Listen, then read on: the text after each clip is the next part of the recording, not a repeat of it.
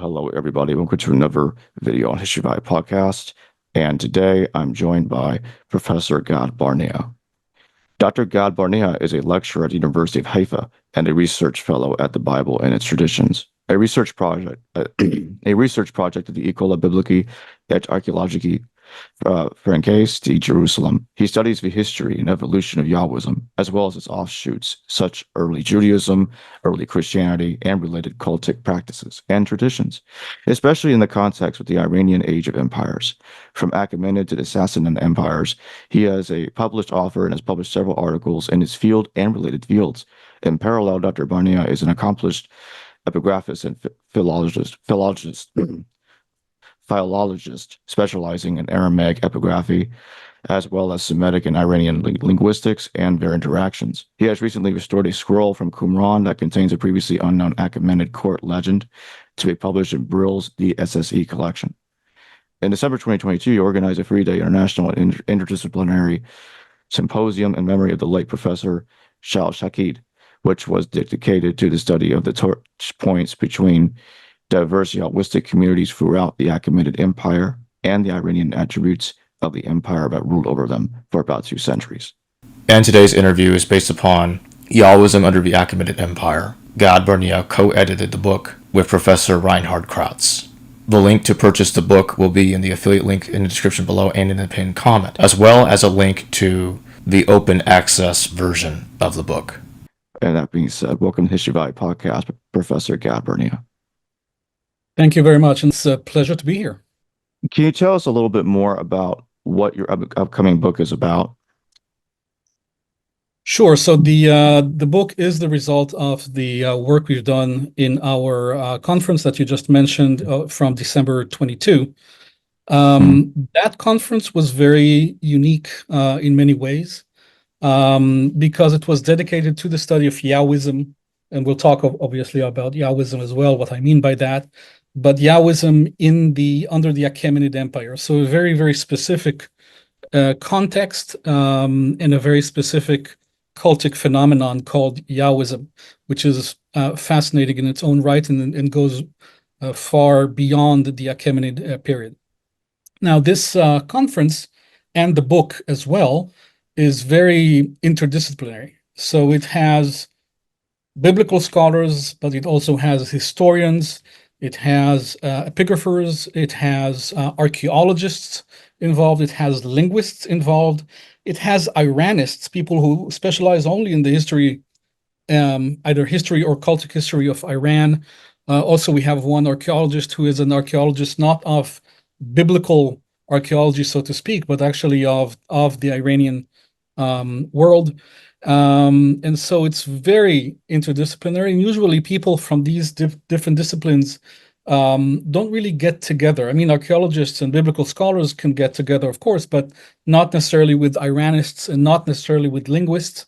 And so getting all of these different profiles together, different specialties, different knowledge backgrounds, and experiences, that was really a fantastic conference. And the book, and what we wanted to do is that the book would not be just like a proceedings book. It's not basically just taking the different papers, the lectures that were presented at the conference, and putting them in book form, which is often what you have at the end of a conference. What we wanted to do is to look at the conference as a 3-day workshop where we exchange ideas. We present papers, of course, but we also exchange ideas and grow together and learn from each other, so that our individual contributions to the book ultimately are more than just the individual papers that we presented. I'm sure we'll have a link in the YouTube because we have recordings from the conference, and that would be a very good place for your listeners and viewers to start, and just to watch these earlier paper presentations from the conference, and that would give everybody a very good background in anticipation for the book. The book is supposed to come out around the end of October early November, between the 21st of October and 4th of November, something like that. So we're working on getting everything done. It's going to be a pretty large book, about over 600 pages, but a lot full of absolute treasures from really the best, the greatest scholars today in the field. So the book does it explore parallels between early Judaism, Yahwism, with the Persian religion as well? Yes, yes. So, of course. So that's a big part of the book, especially for me. That's my main area of research. I mean, my main area. I study Zoroastrianism also in its own right, not just in when it in touch with or in dialogue with Judaism. So I study also Zoroastrianism, which is a fascinating study in its own right. Early Zoroastrianism. Really, my focus is on pre-Islamic Persia, pre-Islamic Iranian empires, whether they work. I mean, of course, a big part of that, kind of a subsection of that, is their interaction with the Jewish people, but again, not only. So this conference certainly deals, and several papers deal with with Zoroastrianism in the Achaemenid Empire, which I simply call Achaemenid Zoroastrianism, because of course it's different from modern day Zoroastrianism, and it's different even from Sasanian Zoroastrianism. So I just call it Achaemenid Zoroastrianism, and several contributors to the book deal with how to define that, and what can we be sure was characteristic of Achaemenid Zoroastrianism. And then, of course, the dialogue, or really at that point, just the influence that Achaemenid Zoroastrianism has on Judaism. In the Achaemenid period, the influence is really one way. Okay, the empire is influencing the province. So the Achaemenid Empire is the one influencing the province of Samaria and the province of Yahud. In later periods, there is also influence back from Judaism. Now I'm talking about the Sasanian period, back from certain Jewish concepts back to the Zoroastrian world of ideas. But in the Achaemenid period, we're really talking about a one-way street in terms of influence. And the Achaemenid Zoroastrianism was a very powerful force. We see it really throughout the empire. We have echoes of it everywhere, and its impact in various ways on humanity in general is huge. Again, not just on the Jewish people, not just on the Bible, but of course also, and that is a fascinating topic to research. What would you say would be some a couple of very good examples of parallels between Zoroastrianism and Judaism? That's a great question. Usually people would say monotheism is a good parallel.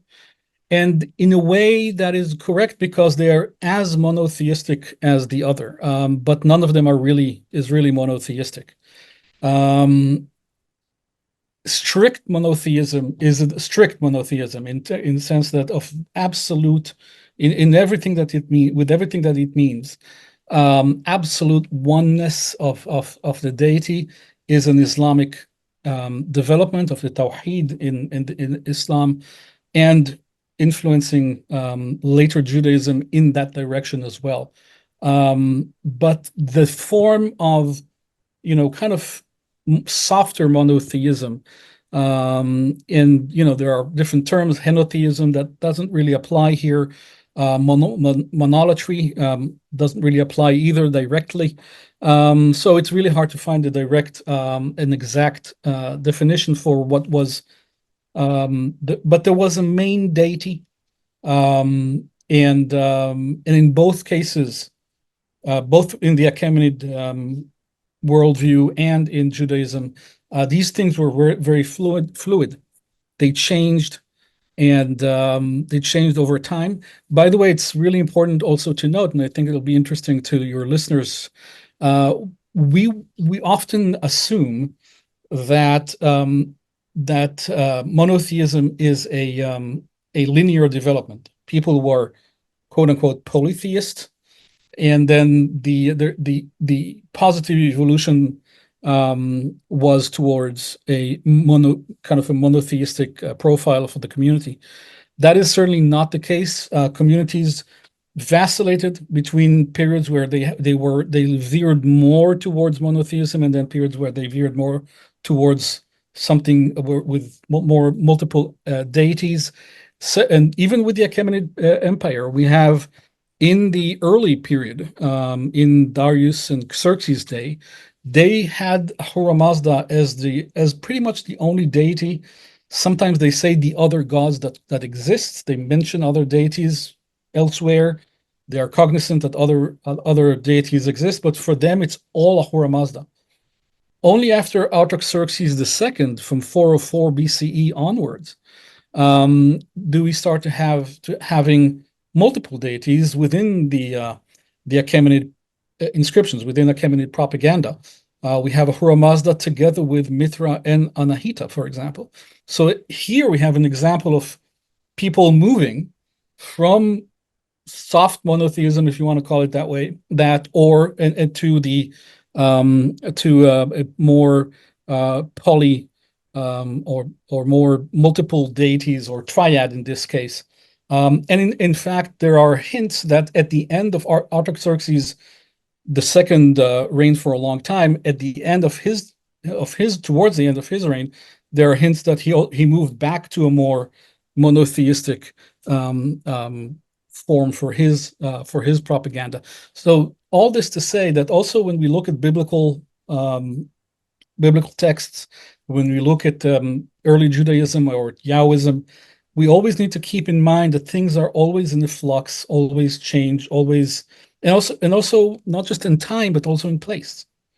Okay, there are different places that accept more of a, something that is more monotheistic, and places that are less monotheistic, but they're still the same cultic within the same cultic sphere.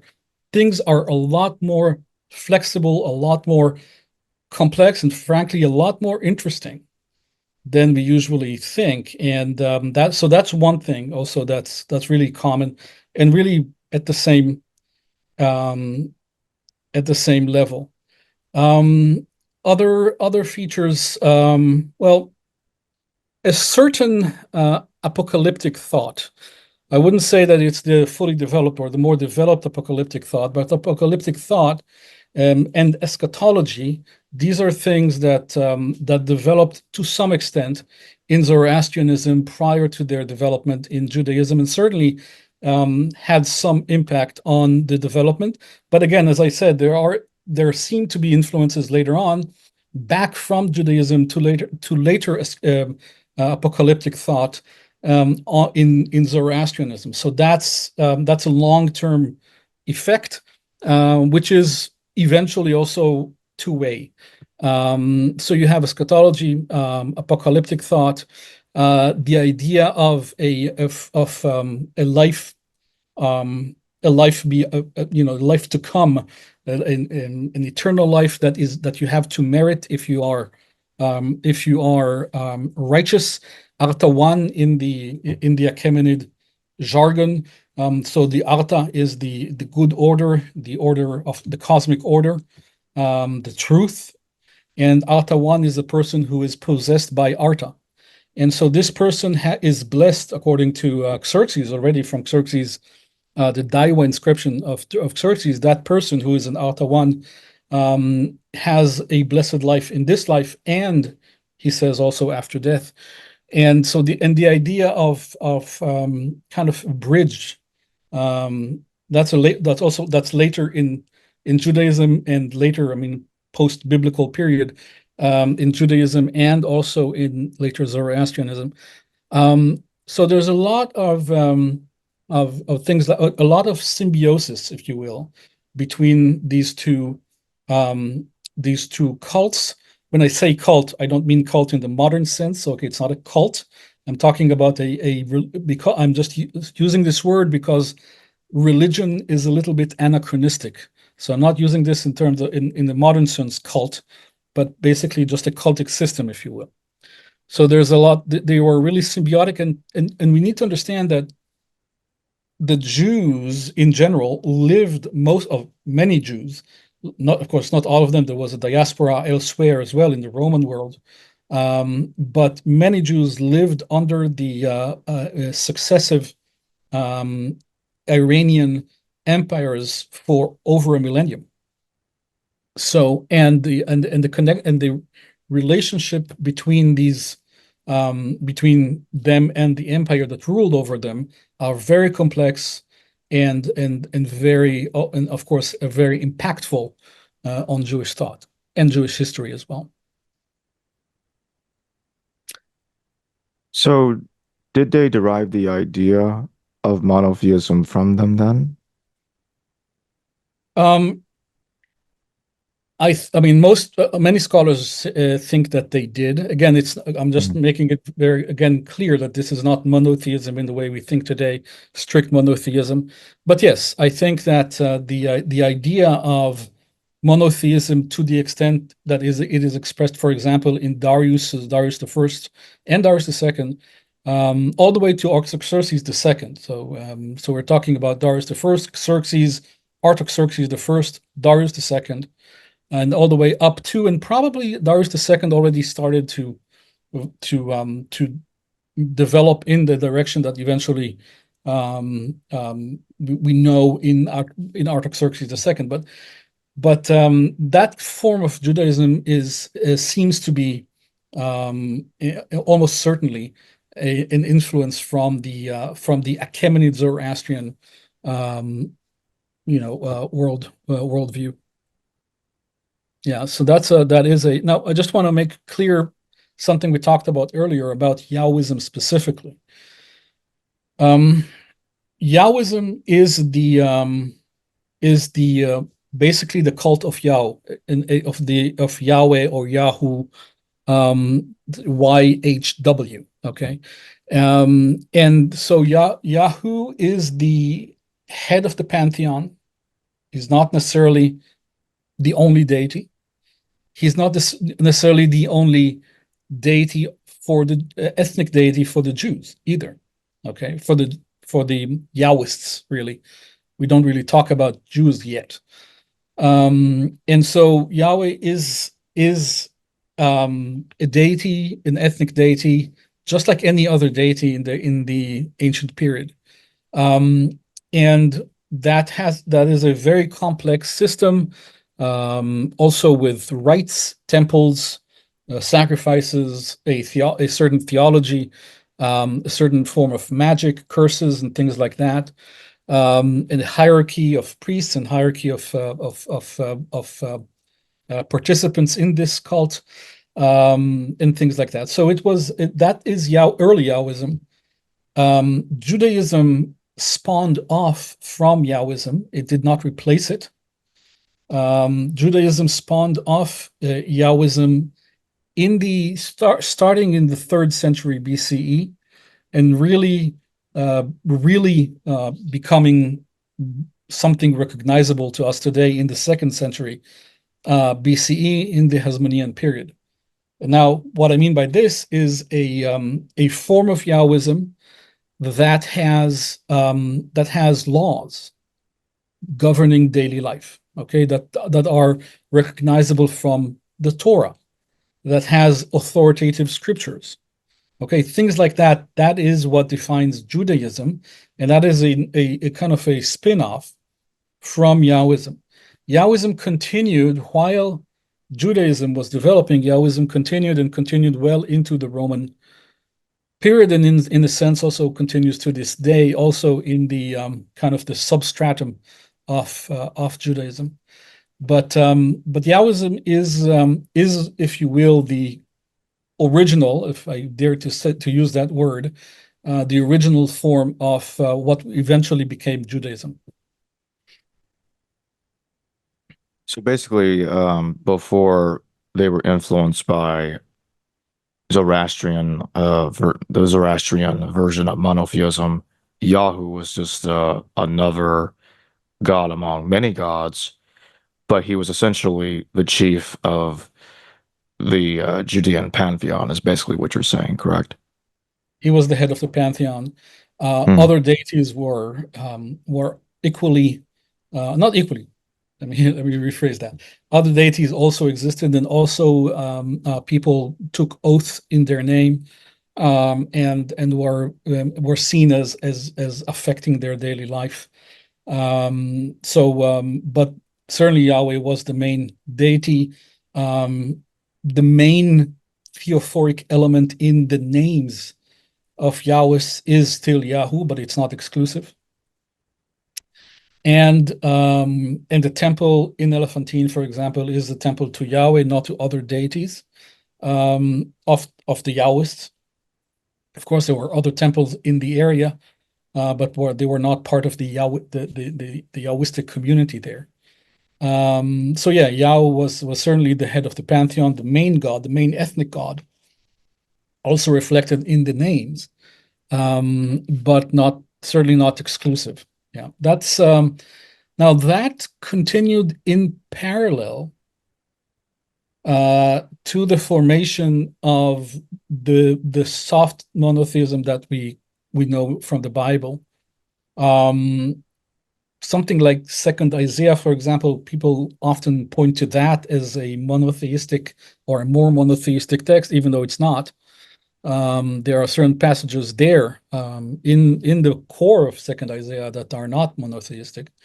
But people tend to gloss over this and look at that as look at it as a monotheistic text. But as these texts were elaborated and developed, most Yahwists still continued in their old ways. And in fact, we do see that in the Bible, that the prophets or words that were put in the mouth of the prophets often criticize people who continue with the earlier form, their contemporary form of Yahwism. That continued also into the 4th century BCE and into the 3rd century BCE. And as I said, in fact, the what we call Judaism, again, the kind of the Torah-based or the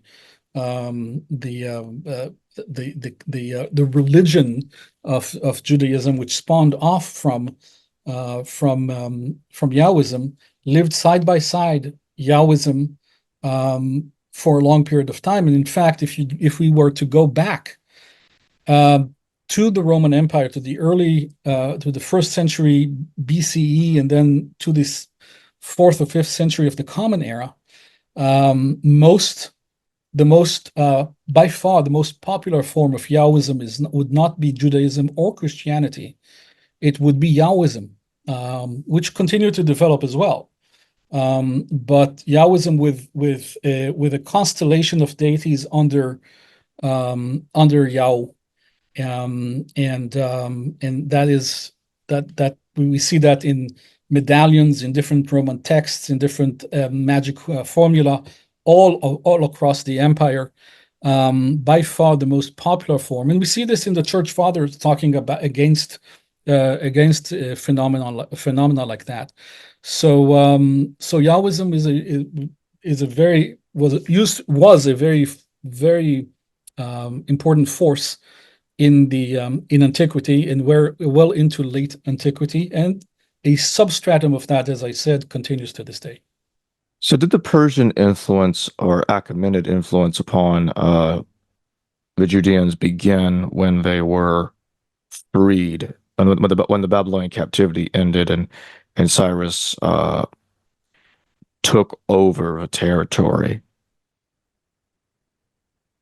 Okay, that's a great question. Look, we don't know speaking as a historian.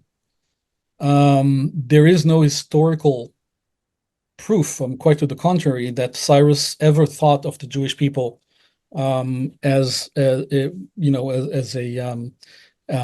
people that he has to deal with specifically or free. So we don't have any apart from the Bible, we don't have any external proof that Cyrus actually freed them or decreed that they should go back. In fact, also, we don't have a lot of proof that a lot of people did go back. Very few people did. Very few Jews did, and many of them stayed well into the 5th century and beyond. And so that is, we need to be very, very careful with that story, because again, there is not a lot of there's no historical support really for that. No, I think that it's not specifically something like that at this early stage. I think it's simply that the Achaemenid period was the Achaemenid Empire in general was a cataclysmic phenomenon in the ancient world. The Achaemenids, this is the first superpower in the world. It's not we had the Neo-Assyrian Empire, we had other empires, of course. Egypt was an empire in a different way. We of course had for a short period of time the Neo-Babylonian empires and other local empires, but nothing even close to the Achaemenid Empire. Not just in terms of the geographic extent, which is larger than the Roman Empire, okay, but also the ideology behind it and the effectiveness of its propaganda that was sent throughout the empire, that people were really interested in and absorbed.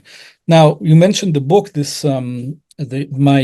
scroll that I restored from Qumran that has an Achaemenid tale in it. That scroll that was found in Qumran is basically a legend, contains a legend, a court tale, and the purpose of this court tale is to explain via legend, via parables, a passage from the Bisutun inscription of Darius I. Okay, but that's found in Qumran, from the late 1st century BCE, or I date it to the early century CE. Okay, and so that is and even at that period, at that point, that was still these passages from Bisutun were still very popular. And again, the fact that we find this in Qumran, in Cave 4, and in Qumran, where most of the scrolls were found, is absolutely astounding. And it goes to show just how popular the Achaemenid propaganda was, this sharing of ideas. Achaemenid propaganda impacted Egyptian thought, Egyptian laws.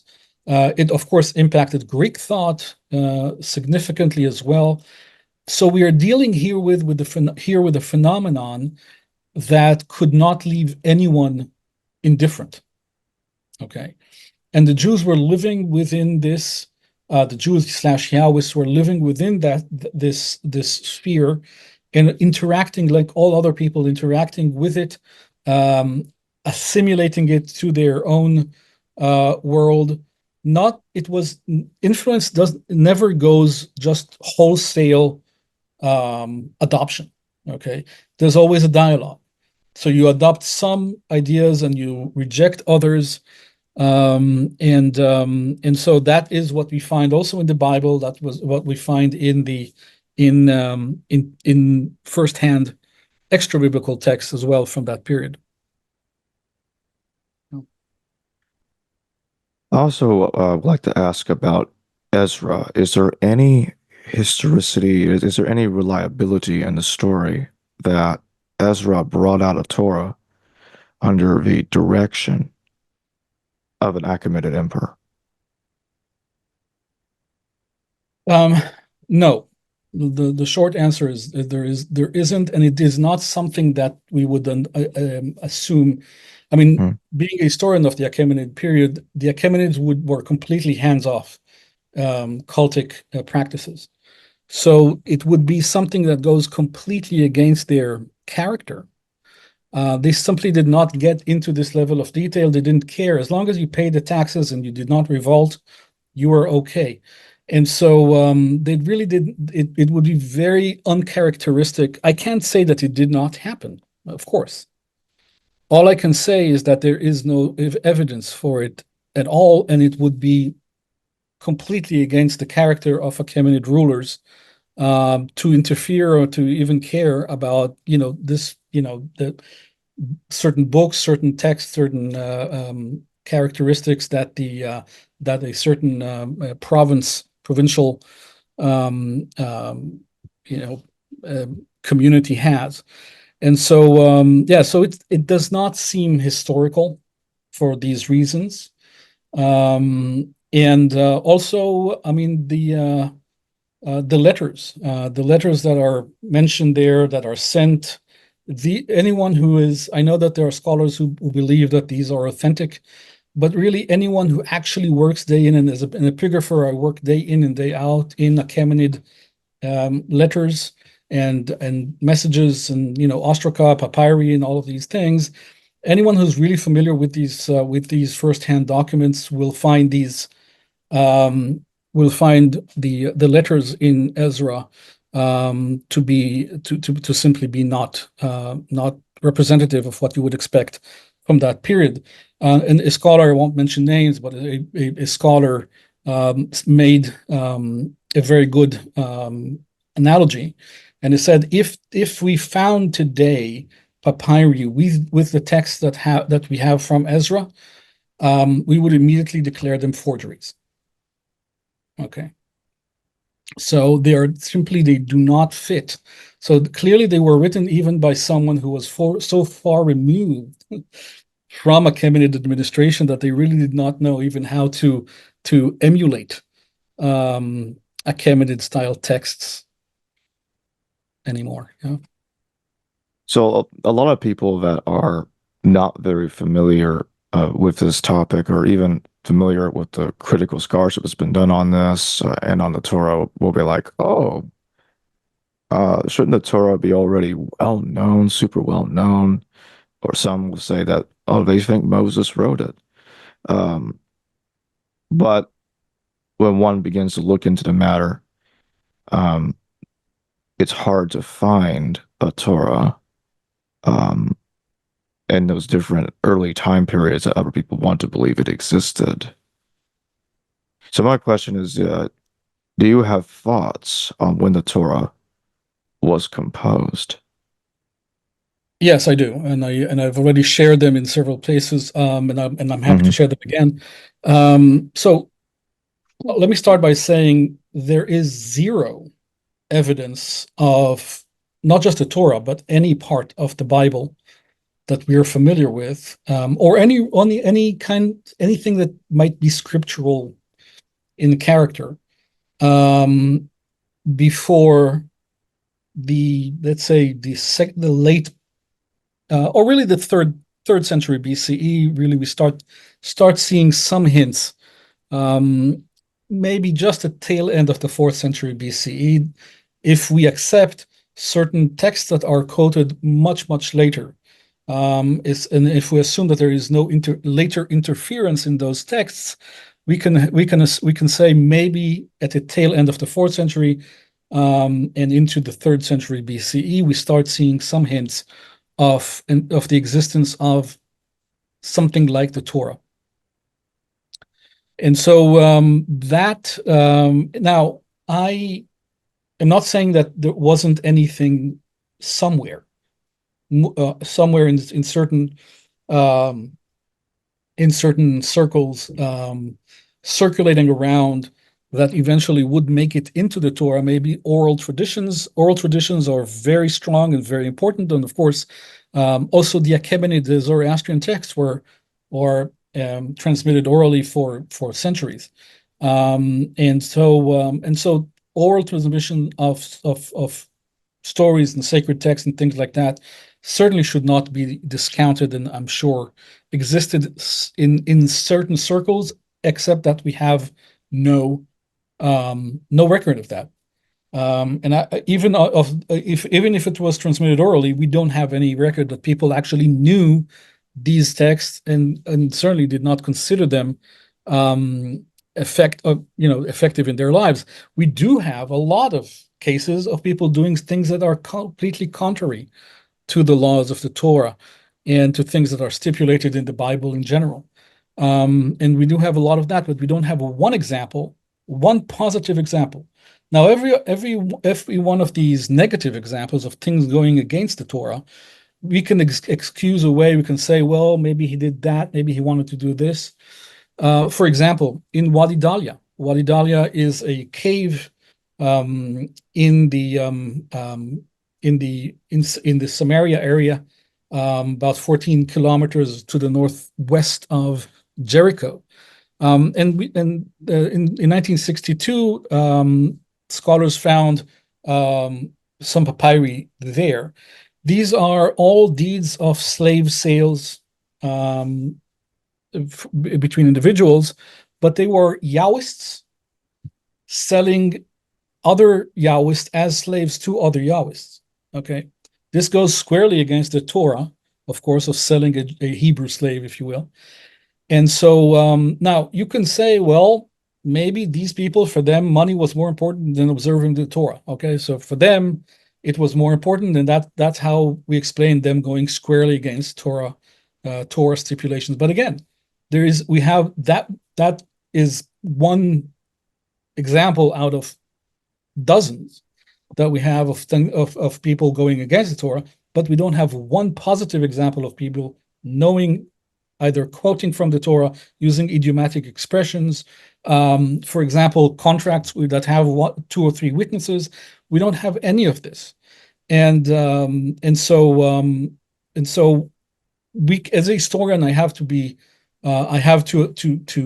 conclude that there was no Torah per se in the Yahwistic world prior to the 3rd century BCE. Now, what happened and I'm writing another book on that.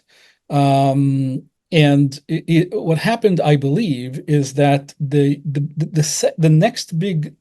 next cataclysmic event, intellectually speaking, I mean, so the first one was the Achaemenid inscriptions that were promulgated throughout the empire and really impacted the way people thought throughout the empire, which also impacted the biblical ideas and biblical ideals. And so that was the first kind of cataclysmic kind of wave in terms of ideologies, philosophies, and worldviews. Not, of course, there are other historical events, of course, military conquest and things like that I'm not talking about, but I'm really talking about cultural impact. The second one, which is arguably even greater, is the Alexandria Museum, or the Alexandria Place of the Muses, and in which there was also a library, which is the famous Library of Alexandria. Alexandria was built under King Ptolemy I, who was a childhood friend of Alexander III, or Alexander the Great, and both of them studied under Aristoteles. Okay, so both of them studied philosophy and were believers, so to speak, in that world. And they built Alexandria, or Ptolemy at least built Alexandria to implement that philosophy. This was a modern city in many ways. It was revolutionary. It had a grid system for the streets. It had all kinds of things that people did not see before. For example, its temples had an automatically opening door that was hydraulically manipulated so that it would automatically open and shut. It seemed like a futuristic city, but the main thing there was its really vibrant philosophical and scientific community. So they developed this museum, the Place of the Muses, with the library in it, and this is the first library in the history of the world. Now, we talk about the Library of Ashurbanipal. We talk about other libraries as well that were earlier, but these were really archives. They're not libraries in the sense that this term took after Alexandria. The difference between a library and an archive is an archive is a place where you simply deposit texts, maybe to train scribes or simply to have the records kept. That's an archive, and that's all it is. People don't study necessarily the text critically. They don't try to take out books and compare it to other books and study them critically and find the different editions necessarily of these texts. Alexandria did that, and that is a major difference. The library was a living organism, so to speak, unlike the archive, which you can see just as a parable. The archive is where you bury the text. In Alexandria, in the library, the texts are alive, and people study them and compare them to other texts and compare them to other copies of the same text and find discrepancies, for example, and try to harmonize these texts and things like that. And so that was a major intellectual event in the ancient world. It impacted everything. And it impacted the Greeks. Again, keep in mind that these were the Macedonians, not the Greeks that built Alexandria. But it impacted the Greek mainland. It impacted the Persian areas as well. The Parthians, of course, the Egyptians and the Yahwists as well. And the Yahwists at the time were under Ptolemaic rule, so they were within the same administrative system and with the same really ruler as Alexandria was. And in Alexandria, there were a lot of Yahwists or Jews at the time. And so if you wanted to be where the intellectual kind of cutting edge was happening, you would go to Alexandria. Now, as I said, in Alexandria, they developed methods to harmonize different versions of texts, to complete texts, to add different versions to text or sequels and things like that. So there was a very, very conscious effort around the ancient texts to make them better, to make them more complete, to have them serve different purposes, and etc. And it is this trigger, this intellectual trigger, I believe, that caused the Jews or the Yahwists at the time to come together again under the exact same structure. They were there. They were in the same. They didn't have to go from the Seleucid Empire to the Ptolemaic Empire to do this. It was under the same structure. That is the trigger that caused them to say, okay, well, the Greeks are doing that and the Macedonians are doing that on their Greek texts or the Greek oral traditions. We want to do this on our traditions and our texts, and if need be, also compose additional texts that either fill in the gaps or glue different texts together, or simply reflect their own day. So I think the Alexandria Library or the Alexandria Museum was the cataclysmic event, the trigger that caused the Torah and eventually the Bible to be written down. Yeah. Now we see this because, as I said earlier, before Alexandria, before the beginning of the 3rd century, there is nothing anywhere. We don't see even the slightest hint of knowledge of the Bible, biblical literature, anything. But we do start to see this then. Okay, as I said, the tail end of the 4th century and later. We see it clearly in the onomasticon, in the names of people, in quotes, in idiomatic expressions. We start seeing this slowly. I mean, again, we see very little in the 1st century. In the 3rd century, we see it more in the 2nd century. But we start seeing this more and more after Alexandria, and we see nothing before. So as a historian, this trigger is very compelling. Okay, as a historian, the trigger of Alexandria, because historians, we always look for triggers. What caused things to change? What caused things to veer off course or to develop and adapt? Because there is always you have to have something to cause this. It might be internal, it might be external. And this is so compelling, especially since the first echoes also that we have are from Egypt, are from Jews in Egypt, or Yahwists in Egypt. And so this is a very, very compelling, and this is the book that I'm working on now. And so this and the book, I mean, the title that I have for the book is Under the Ptolemaic Sun. And what I mean by that, it's a wordplay on nothing new under the sun. And the idea is that, the Ptolemies did supply something new under the sun that eventually made this entire endeavor of writing what became the Bible possible.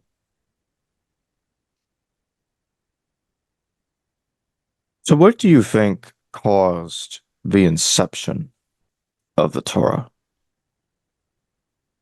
What do you mean by that? Why was it written down at all? What was the point of it? Well, I mean, as I said, it was written down because the Yahwists basically saw what was going on with the Greek texts, and they wanted to do it for their own tradition, whether it was orally transmitted or already some of it written down. They wanted to take these different traditions, again, textual or oral, and compare, contrast, and apply exactly the same processes that were applied to the Greek texts to their own traditions. So that was the trigger. That was the inception of the Torah and the biblical texts in general. Now, let me go back. As I said, some of the texts that did make it, of course, to the Bible are clearly older than the 3rd century. I'm not saying that everything dates from the 3rd century BCE. In fact, I have an article on that came out last year on the oracles against the nations in Amos, in the book of Amos. And I date only that part, not the entire book, but only that part, the oracles against the nations, to the end of the 8th century, beginning of the 7th century BCE, because I show that the school that developed, or whomever wrote that portion of the book, which I believe was transmitted orally for a while, but whomever composed that knew very, very intimately, was very intimately familiar with Neo-Assyrian propaganda of the time, okay, and actually very precise on this. And so whomever wrote that or composed that or created that was very familiar with Neo-Assyrian propaganda. So that allows me to, I mean, such a level of precision allows me to date this to that period. I mean, late 8th, early 7th century BC. So that's clearly a text that made it into Bible that is much older. And there are certain texts, and again, you can never date an entire book to a certain period because there's so much redaction and addition in each one of these books. You can only date certain portions if you have something to compare it to extra biblically. Now, another thing, there's a lot of data in the books of Kings, for example. Again, we're not in the Torah now, but in the books of Kings, a lot of data that does correspond to what we know extra biblically especially from the Neo-Assyrian Empire, different rulers. And so we know that certain events do correspond very well and are probably related to an historical event. That does not mean that they were necessarily composed when that event happened, because one thing we can be sure of, even though we have no record of it, is that Yahwistic temples were also archives in antiquity. Now, when I say Yahwistic temples, of course, we already talked about the one kind of mentioned in passing, the one in Elephantine. But there, of course, was at least one Yahwistic temple in Jerusalem and one in Mount Gerizim in Samaria and probably in the city of Samaria as well. So we had a number of Yahwistic temples. Temples in antiquity usually have archives. And so in those archives, you could find scribes who now wanted to compose these texts, could find records that they can use for inspiration to create. And again, I'm speculating here, but what it is certain, I mean, there is no temple, practically no temple without or main temple without some sort of archive in antiquity. So temples were administrative centers. And so we can assume, I think, very safely that there was an archive in a long-standing archive in the major temples, at least in Jerusalem and in Samaria. And so you can use that in order to have, you can use that even after, after you're influenced and energized by the Alexandria model. You can use that to build different stories around it. And what about the Moses story in the Exodus? What are your thoughts on that? So there is no, I'm not the first to say it, and a lot of scholars agree that there is no evidence whatsoever for the Exodus. And I personally don't think we should look for actual historical evidence for it. It's a story. And in antiquity, this is a very modern preoccupation that these stories have to be historical. As I always mentioned when we talk about when we discuss also with my students these questions, the Romans had no problem at the height of their power with Augustus. Augustus commissioned Virgil to write the mythology of the Roman Empire as people who are people who was birthed from one man, from Aeneas, who was a soldier fighting in Troy. Okay, and that idea, and again, that idea is older than Augustus. We find it also already in the late 2nd century BCE, elements of it. But he commissioned, I mean, again, an empire at the height of its power at that time, commissions a single person to write basically the equivalent of the Torah. Okay, the Aeneads are the equivalent in length of the Torah in 10 years. It took that one person 10 years to do it, writing with pre-existing material, working with pre-existing material, and using different versions, different elements, and combining that in order to create the Aeneads. Something similar happened here with the Jewish people. And so we should not look at the fact that the Exodus is a mythological tale as something that is any less than what Augustus did as well. I mean, that is how people in antiquity thought. Okay, and so creating a myth of your foundation is not something is certainly not something that was something to be ashamed of, certainly in antiquity. So the Exodus should be looked, I think, using the lens of antiquity rather than modern lens that really wants this to be absolute history. So that's on the Exodus. Another element, of course, in the Exodus is an important element of the story is Moses, the figure of Moses. And again, if we were to go back to the early 3rd century, or the turn of the 3rd century, we would find at least 5 different Moses stories that are very different from one another. Okay, so if we were to go back then, we would be very, very conscious of the fact that the Moses story is not yet codified. Okay, it's not yet standardized. There are many different stories circulating about a person called Moses. I don't necessarily know that this is an Egyptian name, Moses. Okay, Moshe is an element of an Egyptian name, okay, but it is never recorded alone. Okay, so you have Moshe, for example, but you never have Moshe as an Egyptian name alone.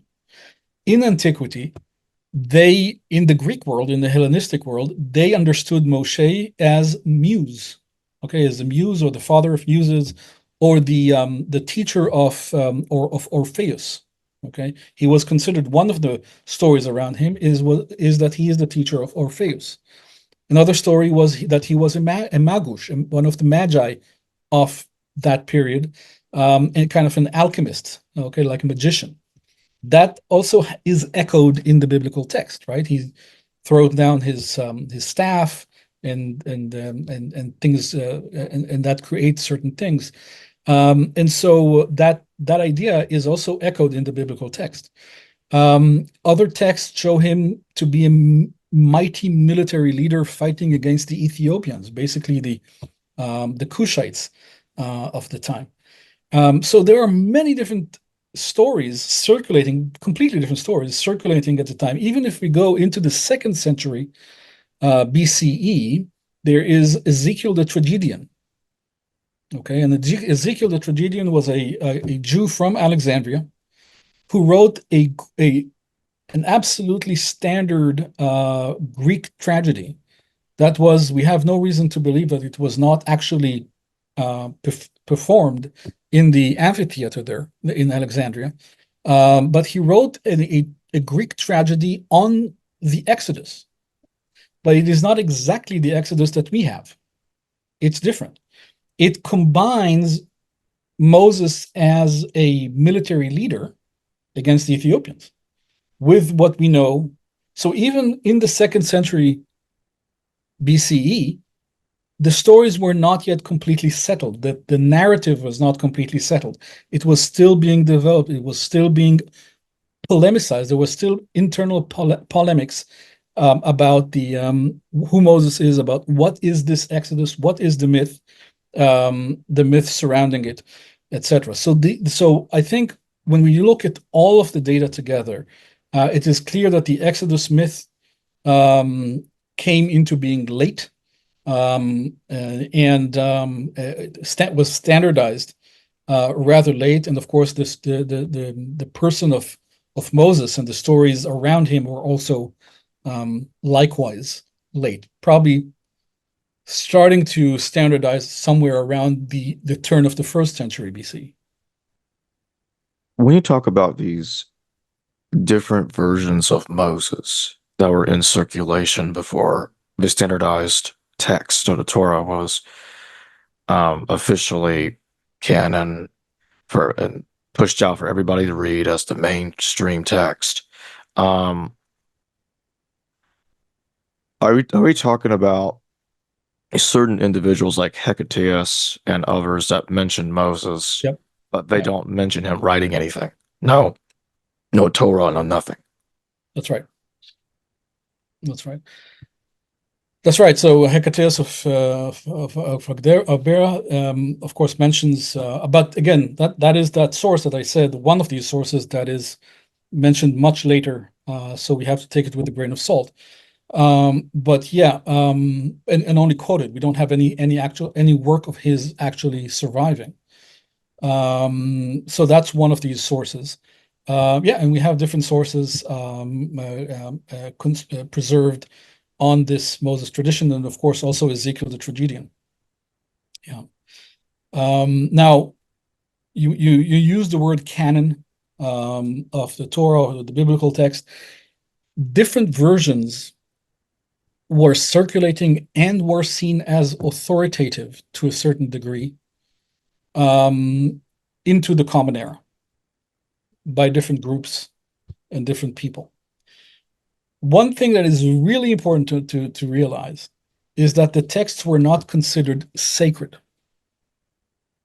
They were considered authoritative, but they were not sacred. The concept of a sacred text did not exist well into the Common Era. And of course, the proof of that is that people had no problem going into the text and adapting it to their own, to whatever ideology that they happened to have or their group happened to have. And of course, we see that in Qumran, in different versions of different texts. And so the texts were not yet considered sacred in the sense that you cannot modify them and adapt them. And people doing that believe that they are inspired in doing so. Okay. They did not feel that they are abusing the trust of anyone, but they believe that they were inspired, divinely inspired, if you want, but certainly right in retouching the text and adapting it to a more precise or more orthodox, with a small o, worldview. Can you tell us more about this text? What exactly is this text that portrays Moses as a magus, a magician? So it's so the text basically shows him as a I forget the exact reference for that text, but it shows him as someone who deals with alchemy, and he's mentioned together with other magi like that, who deal with alchemy. So like Apollodex and others as well. So there are a number of magi like that, like the top magi, people who can really do anything and can influence the world and can do all kinds of magic to change reality, and Moses was among them. Keep in mind that we only have fragments, so we don't have a narrative where he is a magush. We don't have a story about him doing, but we do have him mentioned as one of the main magi of the time.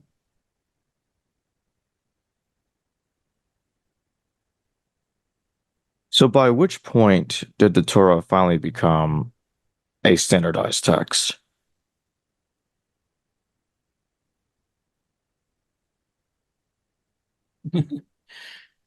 Very late. I mean, as a standardized text, the question is, what do you mean by standardized text? Because Hmm. keep in mind that the Torah, so there were different versions of the Torah circulating. Of course, you also had the Samaritan Torah as well. In some, we call it Proto-Samaritan in Qumran studies, or Samaritan, but we do find that in Qumran, the people in Qumran, or the people writing it, were not Samaritans. But they had a text that was very similar to what we eventually find in the Samaritan Torah. We also need to keep in mind what is called the Septuagint, or the translation of the 70, which, if my dating is correct, that translation happened almost simultaneously with the actual authoring of the Torah in Alexandria. Okay, so almost simultaneously, they're about the 3rd century BCE. So almost immediately after the Hebrew version was composed, or in parallel to it, the Greek version was also composed. And so those different versions competed for a long period of time, and we have them continuing to compete well into the Common Era. I mean, a kind of tongue-in-cheek response to that. It is, admittedly, exaggerated, but not completely. Is that the standardized version came when Gutenberg invented the printing press, because it was at that point that you had one source, right? That printing press is one source, and it does not rely on copyists copying and potentially adapting the text, right? So once you've removed the copyist from the equation, you can really start talking about a standardized text. Obviously, the text was technically standardized before that, several centuries before that, but not by much. Not by much. Now we have we have an example for this, or a very good hint, because with the Tiberian tradition, or the Masoretic Tiberian tradition, that created the texts of the Torah that we find, for example, in the Leningrad Codex and other codices like that. So that's around 10th century of the Common Era. Now, what they did is they added diacritics, they added cantillation marks, they added all kinds of and I call that process a translation from Hebrew to Hebrew. Okay, what they did is they took the earlier Hebrew form that did not have vowel marks, they did not have these diacritics. They took that form of the Hebrew text and added an interpretative layer on top of that in many ways affected the meaning of the text.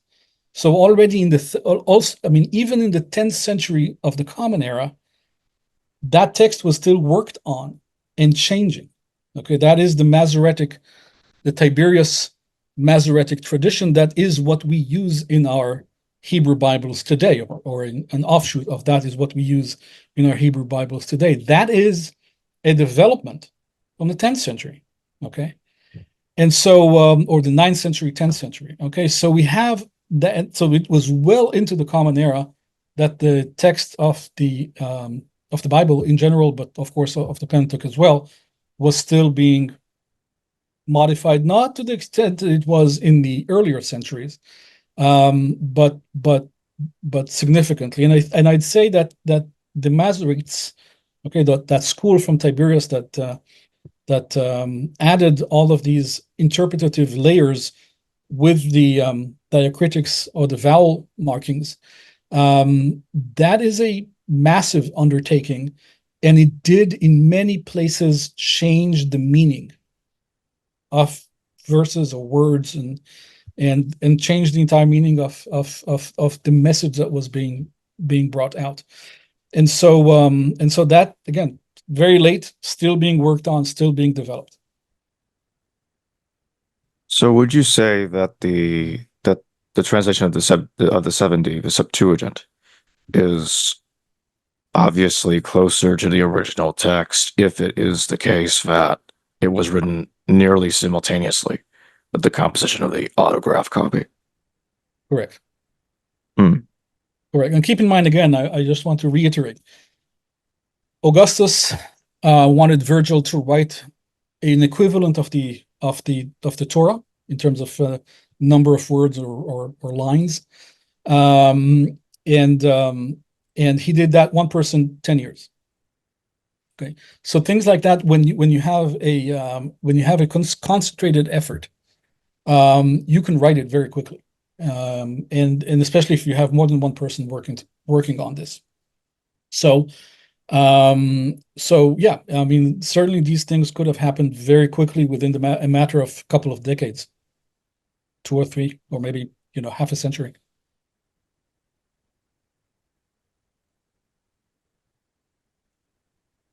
So what does this do to the documentary hypothesis? In your view, does this in any way hinder the documentary hypothesis, or does it significantly change it? What's your thoughts? So the documentary hypothesis is really, many scholars, I'd say most biblical scholars, are already way beyond the documentary hypothesis. Usually we talk about P and not P, and again, even the definition of what P is, the priestly corpus, is debated. I'd rather, and again, based on my research that I just shared with you, I'd rather not look at P or not P or non-P or the documentary hypothesis. I think they are too simplistic. The biblical text is a battlefield. That's the way to look at it. And it is a battlefield between different sects at different times, putting in their ideas and eventually getting them through into posterity, okay? But you have layers upon layers of redaction and addition and amplification and harmonization. And it is a battlefield of ideas because it is a text that defines identity. And so people were literally fighting to express their identity, the identity of their sect, of their school, of the rulers, of the Hasmoneans, that had a huge impact, of course, on the development of the Bible and the development of the Torah. And so the biblical text is a battlefield, and that's why I look at elements within the biblical text that can be isolated, and you need to really look at them very, very closely and understand where do you draw the lines, where does a certain layer begin, and so we have a lot more complexity. Within or above that complexity, to kind of give it some frame, I like within the Torah. And if you look at the documentary hypothesis, you're talking about the Torah. Within the Torah, I distinguish really two layers that are, from my perspective, interesting. One is the narrative layer, the layer of the stories from Genesis, the stories, which continue basically the myth, the mythology that is being developed over time, and another layer which is a set of rules, or a halacha, if you will, that is encrusted into the text in strategic points. Okay, so we really have a narrative layer, and we have a halacha layer, or a layer of laws that is obviously important as well. But the narrative layer in Genesis is the main layer by far, and into the beginning of Exodus, and then latter part of Exodus, it kind of starts to go more into the laws, and then of course Leviticus is almost all laws, and you have Numbers that goes back into kind of the narrative, combines that with laws, and of course Deuteronomy that does the same. But I think that is where I personally would rather look at this as narrative with a system of laws, or a set of laws that are also evolving, encrusted within this narrative, and the narrative kind of enveloping it, rather than certain documentary hypotheses, which I don't think really carry much weight anymore. It's not like there was a document. I mean, when you talk about a documentary hypothesis, you say, well, there was a document here, document there, and they combine it here. They took it, all of it from this document. This passage comes from the other document, and in this passage, they actually had to somehow harmonize or treat that text in different ways. I don't think that these documents as such necessarily existed. Much of the narrative story is very late. Within the legal framework, I think that's an earlier phase. But again, we can talk about that. But I have a completely different and unique in that sense perspective on this. But I think most scholars have already gone way past the documentary hypothesis. We realize it's not enough, and even within the P and not P school, we understand that things are significantly more complex.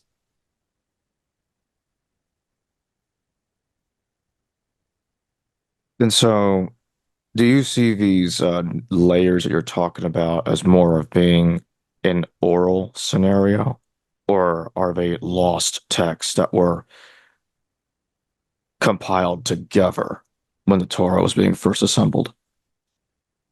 That's a great question. I don't have a good answer on this. I don't know if it was oral or written.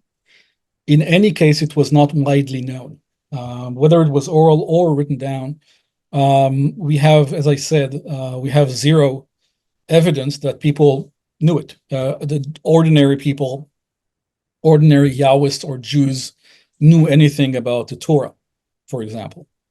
So, I mean, whether it's oral or written, they should have. We would have expected them to know something about it. So clearly, it was not authoritative. It was not widely disseminated. And I agree with my friend Professor Jonathan Adler, that we really need to look at what the ordinary people did and what they knew, and there is simply no support that there was like this elite group that was authoritative and actually communicated anything with the ordinary people. So that theory that there was some kind of elite that conserved these texts and somehow held on to them is also not supported by any data. It might have been, but we don't have any data to support it. So the short answer is I don't know. Certain texts are clearly older.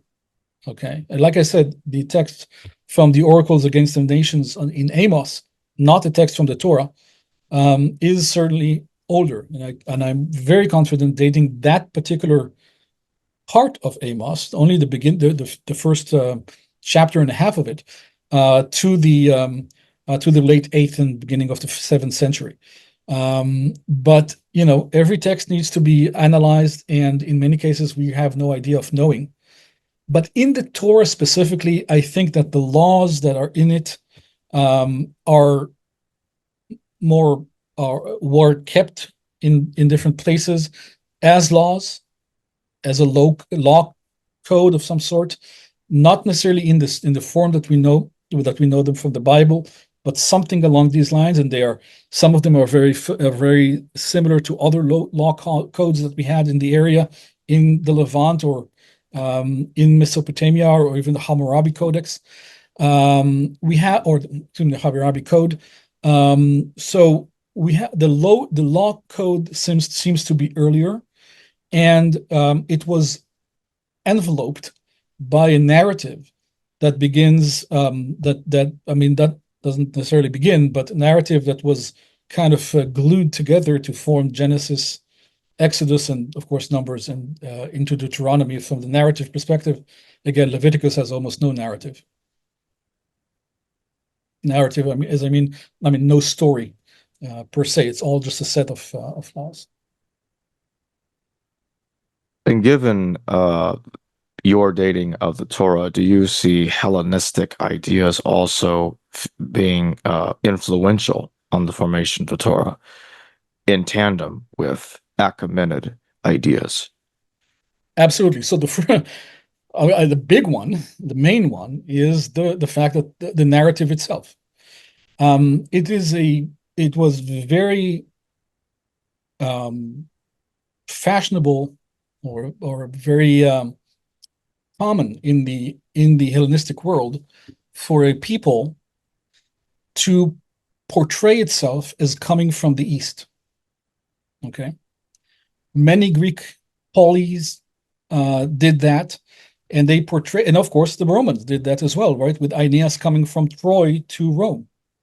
Okay, so to portray a people, the ethnogenesis of a people, as coming from the East, meaning being ancient in the view of the ancient world, is a very Hellenistic idea, very Hellenistic ethos, which again was very influential on Rome as well. We find it earlier in the Greek world, but also Rome adopted exactly the same ideal. Okay, and so the idea of the patriarchs, right? Abraham coming from the East, right? And only all the patriarchs have to pick a wife from the East as well. And the idea of the nation being brought in from the East, that is a very Hellenistic thing to do. Okay, very Hellenistic storyline, and fits very well with Hellenistic sensibilities. In fact, you have that as a Hellenistic kind of not subtext, but narrative, and then you have the Exodus narrative meeting this narrative also from the East. The idea is that you have to come in from the East. That makes so the story takes the children of Israel all the way to the East in order for them to enter at the same point in which Abraham entered according to this narrative. So you see that these narratives combine at some point.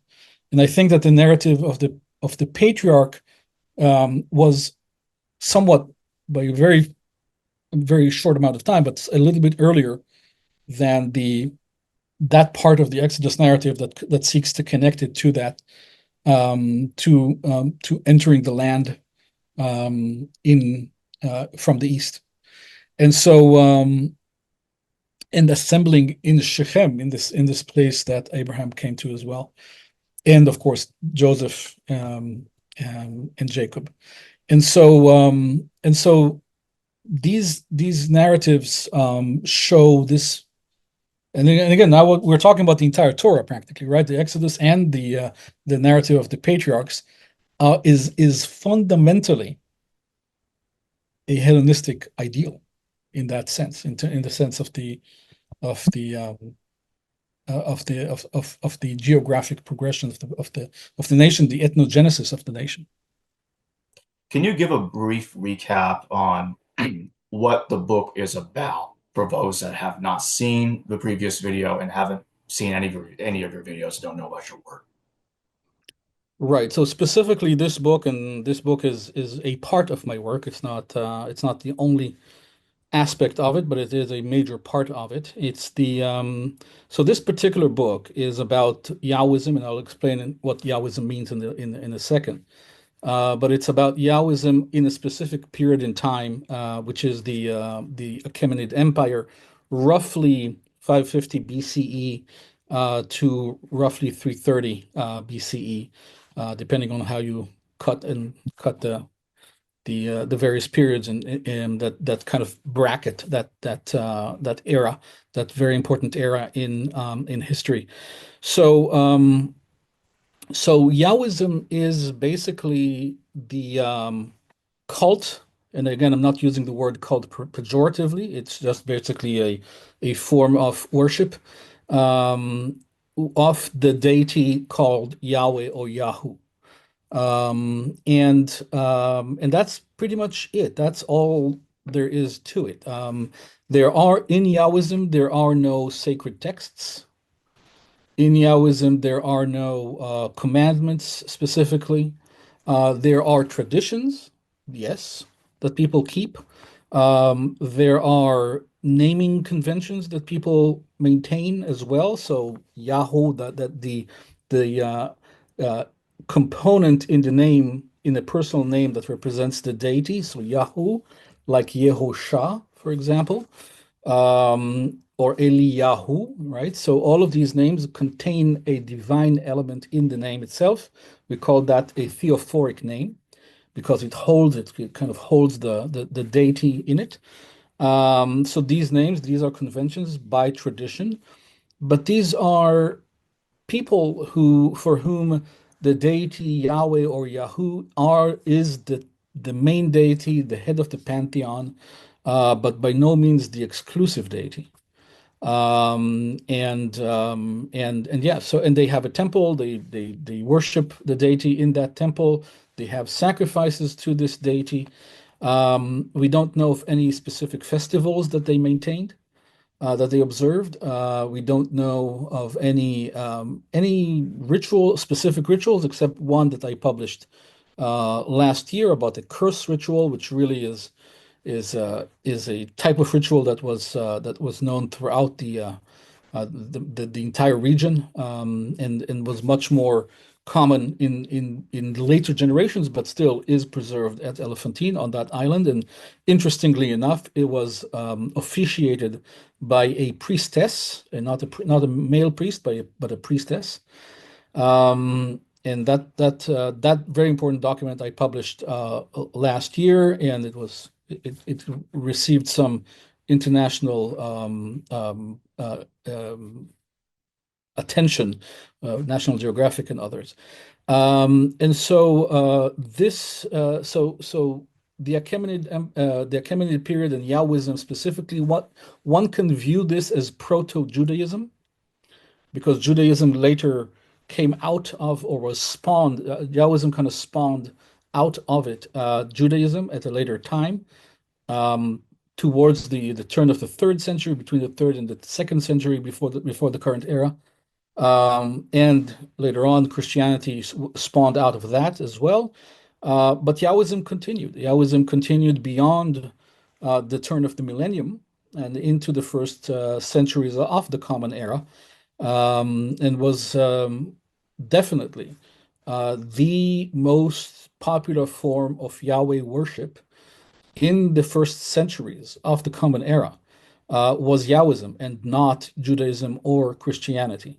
But it was a very popular, the reason that it kind of came under the radar, and I'm sure we'll get back to it, was that this was a popular cultic form. This was popular religion with no specific writings, no specific sacred writings, which is what we have focused on for the past 2 millennia on sacred writings. They did not have any.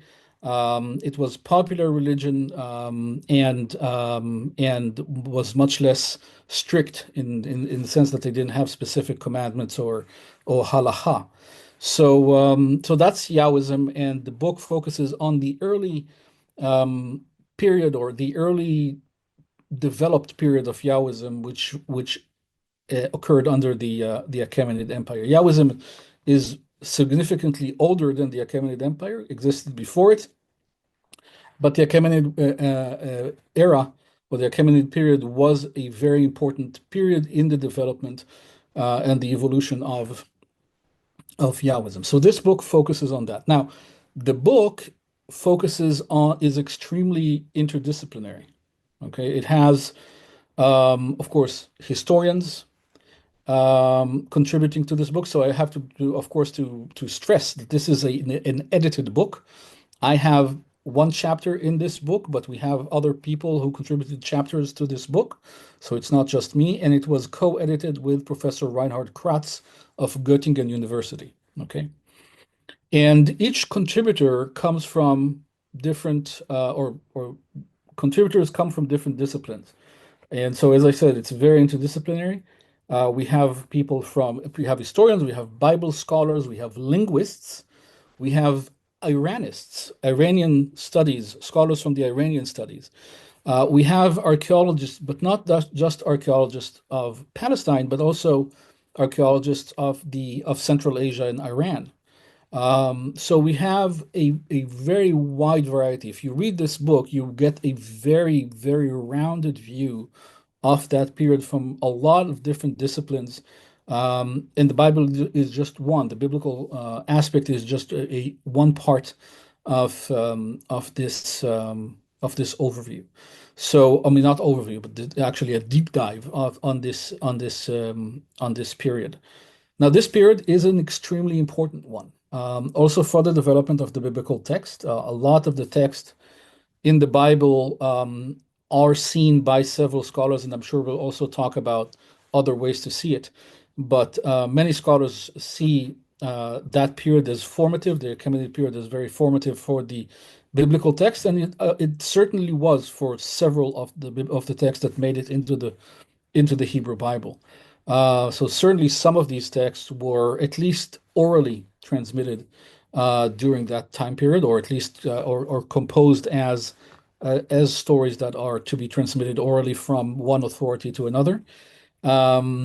And so it is certainly a central period, but also from a historical perspective, this was an extremely important period in the creation of the people, of the Jewish people as a people, as a nation, so to speak. Nation is an anachronistic term for this period, but I'll use it for convenience. So this is the importance of this book. Really, the first book to focus specifically on Yahwism in that particular formative period. My research goes all the way to the end of the Sasanian period in the 7th century of the Common Era, up to the Islamic conquest of the region. So my research continues further, and I do plan on other books to follow this particular one. But this one is extremely important. It really is the root of everything that will follow from it. So yeah, so this was the reason for this book, and the book came out of a conference that I organized a couple of years ago.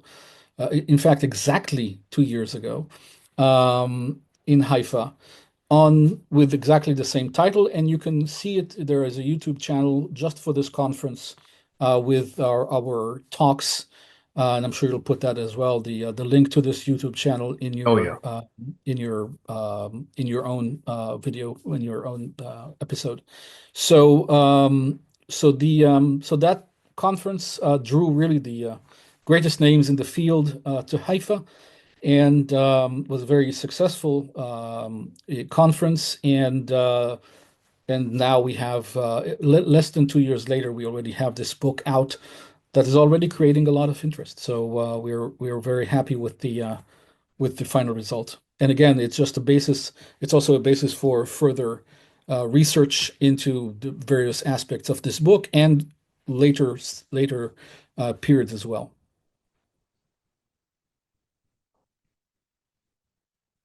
Who are the Elephantine Yahwists, and what do we know about them? So the Elephantine Yahwists are a community of course, of Yahwists that came from somewhere in Palestine, according to my research, in the 6th century before the current era. Now, I have an article on this that you can find on my academia page about the time, how I came up with the actual dating of the arrival of these Yahwists to the island of Elephantine. It's not very easy to date this, but I show in my article various ways that I could see where the various data points that meet at a certain point in time, all of them at that point in time, and that shows by a lot of different data points that come together that this was around the middle, maybe 550, 540 before the Common Era. So I certainly stand by this, but other scholars have different views on this, and in my article I do provide references to other views, so you can check and make your own decisions. But according to my calculations, they arrived in the middle of the 6th century before the current era, and already relatively quickly, so within give or take 20 years, they established a temple, a Yahwistic temple to the deity Yahweh on the island of Elephantine before the Persian conquest. So that happened before the Persian conquest. The Persian conquest happened in 526 before the current era. We used to think it was 550, 525. Now, recent research shows that it's 526 before the current era. So there, the temple was already built and functioning before that. And again, according to my research, they arrived first at Aswan, which is on the other side of the Nile, or really on the land itself, on the Nile, on the shore of the Nile. And it took them a while. We don't know exactly how long, but maybe a decade or two, to move at least part of the community also to live on this island called Elephantine. Now, the island itself, for millennia before the Yahwists came to the island, so for millennia before they came 2,600 years ago, or roughly 2,600 years ago, right? But for millennia before that, this island has already been a cultic center in Egypt. Okay, so it was the center for several deities. It was initially the center for worship of Satet, a female deity, a goddess that is basically that was supposed to protect the southern border of Egypt. And Elephantine was considered in some periods to be the southern border of Egypt. Later on, it became Chnum, the male deity Chnum, the ram god Chnum became the main deity of that island, with Satet being his wife and Anuket being his daughter. There are different ways to view this, but that's generally how these relationships are viewed of this triad of deities, Chnum, Satet, and Anuket. So for millennia, this was an important island for the worship of this triad or these deities, and it was an extremely important economic center because, or it could, at least cultic, kind of the meeting point between cult and administration, in the sense that it was seen, because this is the first cataract of the Nile. So this is the first point in the Nile if you come from the north up the Nile. This is the first place where you cannot navigate anymore. You have to go overland and continue after the cataract. So you have to kind of carry your boats or your ships overland somehow because it's unnavigable. The waters are too hard to are too active, to allow passage. Because of this feature, the ancient Egyptians believed that this was the place from which the waters of the annual flooding of the Nile came out of. Okay, this is the imagined two large caverns below the island, holding the waters for the entire Nile, and for the annual flooding, the annual inundation of the Nile. And so this was an extremely important island because pleasing the gods on this island ensured that the flooding would occur and that it would be beneficial to the land. So it was an extremely important island. And by the way, when I was there, the elders of the island told me exactly the same story today, and it was absolutely fascinating to hear this. That this idea that the waters of the world come from this island, this idea continues to this day, an idea that has been around for millennia. And so this island was already extremely important when the Yahwists came to the island, and they came to the island almost certainly, at least initially, as mercenaries.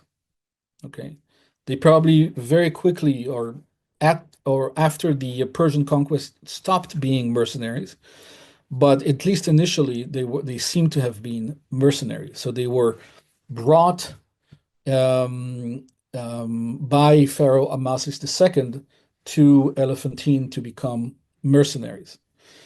And so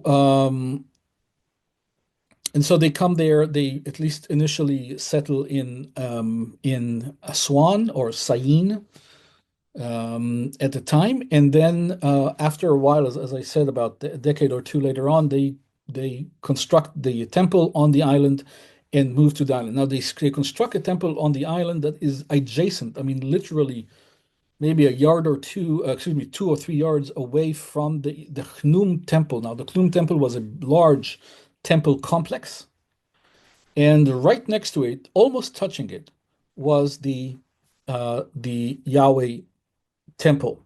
Okay, and we have fairly detailed descriptions of that temple, and the temple was pretty large. I mean, it was about as large if we compare this to the descriptions in the Bible of the Jerusalem temple.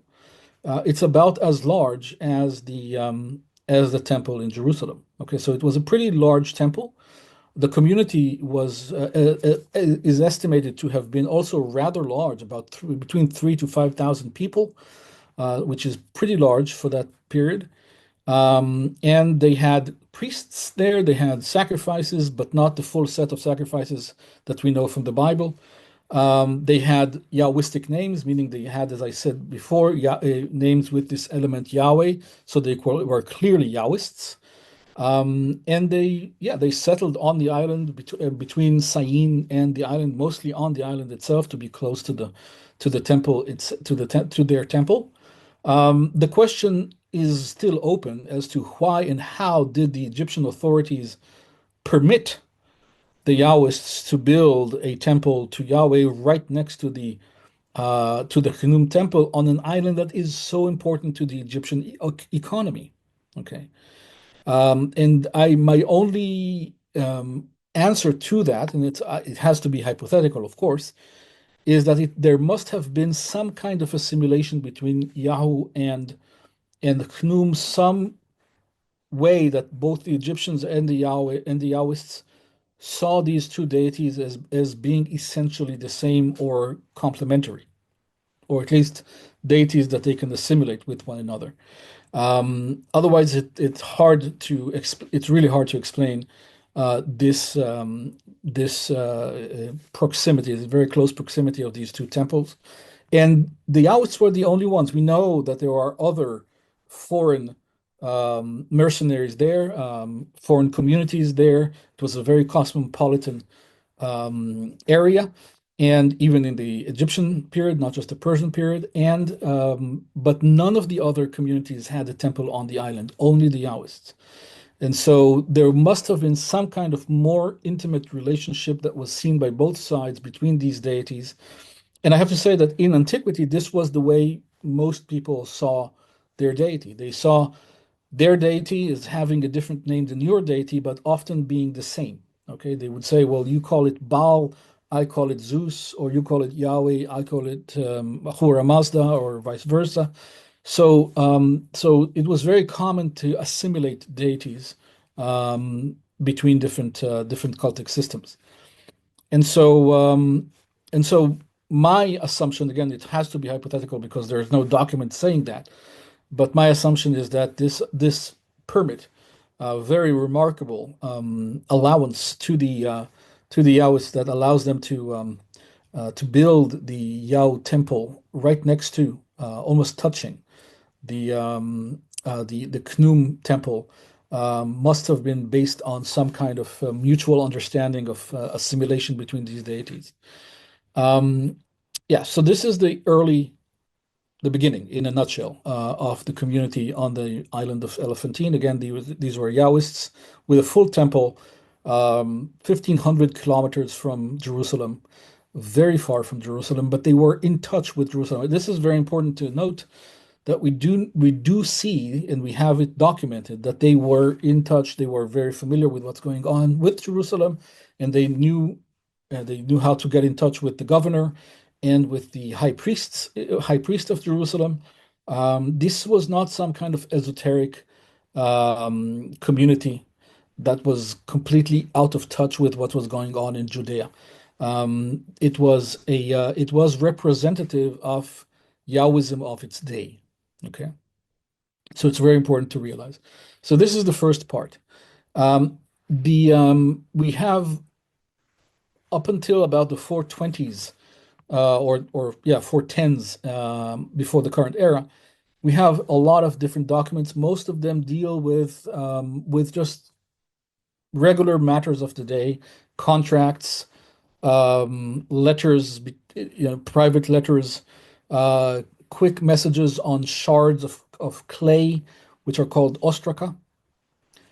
So on these ostraka, these are the kind of the SMS messages of the ancient world. Quick messages, very short messages, to hand over to the recipient. And so we have really the entire gamut of human communication in the ancient world, or at least written communications in the ancient world, that we can imagine we have during that time period. But really all that we have is very common, very mundane. I'm not saying uninteresting. A lot of them are very, very, very interesting for different aspects of research. But a lot of them are just day-to-day matters, like contracts, private letters informing relatives or informing members of the community of something, or dealing with slaves, and daily issues, even just what to purchase in the marketplace. I mean, different things like that. There is this one ostracon that I mentioned earlier that is a curse text, the one that I published last year with the priestess, that really stands out in many ways, which is also early in the early period of their settlement at Elephantine. But things are relatively stable as far as we can tell from the documents that we have. Around or on 419 before the current era, we have a person by the name of Hananiah coming to Egypt. And that person sends a letter that is called erroneously the Passover letter. That's how it's known. And my article in this book deals with this extremely important document. And he sends that letter to the community at Elephantine. Now, this letter is undoubtedly one of the most important documents of Jewish history, in all of its periods. I mean, really one of the most important documents, even though I claim that it has nothing to do with the Passover or the Matzot feast or the Feast of the Unleavened Bread. Even though it has nothing to do, or at least nothing to do directly with any of these feasts, it is an extremely important document. Anyway, so this Hananiah sends that document, and then from that point, things go south relatively quickly. So that document talks about some kind of observance. Unfortunately, it's very fragmentary. And as I said, I republish it. It was published already several times in the past, but my analysis of it shows that it was published with an erroneous interpretation of the text, and it's very fragmentary, and it talks about some kind of observance where the focal point is on maintaining purity. He does not describe what this purity means, what it entails, and the people reading this clearly knew already, without any explanation, what kind of purity needs to be maintained. And there is the mention of some kind of drink, and but there are a lot of so when certain scholars read this as a Passover related observance, I show that there are a lot of things that do not align with the Passover. There's nothing about the between the evenings, which is the Passover time, the time to offer the sacrifice. There is no sacrifice mentioned in the text. There is no unleavened bread. There is no Passover in the text. The only connection, potential connection with the Passover in this text are the dates, the 15th to the 21st of Nisan. Now, these align with the Feast of Matzot in the Bible. Certainly they do. But it's not enough, just this date range and the possible mention of leaven, but not any prohibition of leaven, but possible, depending on how you interpret the text, and we have different people interpreting that text differently. And I tend to accept that this has something to do with leaven, and I'll explain a little bit later on how I see this. But other than the dates, there is really nothing that connects this in any way directly to the Feast of the Unleavened Bread or to the Passover. Now, these dates are not enough to conclude that we're talking about the Passover. Just having this date range, because this date range is simply 7 days after the full moon, the first full moon of the year. And the first full moon of the year was an important date in all the Northern Hemisphere, or the first full moon of the month of Nisan, or of that period. It doesn't matter if a society or a group of people has this kind of calendar or that kind of calendar.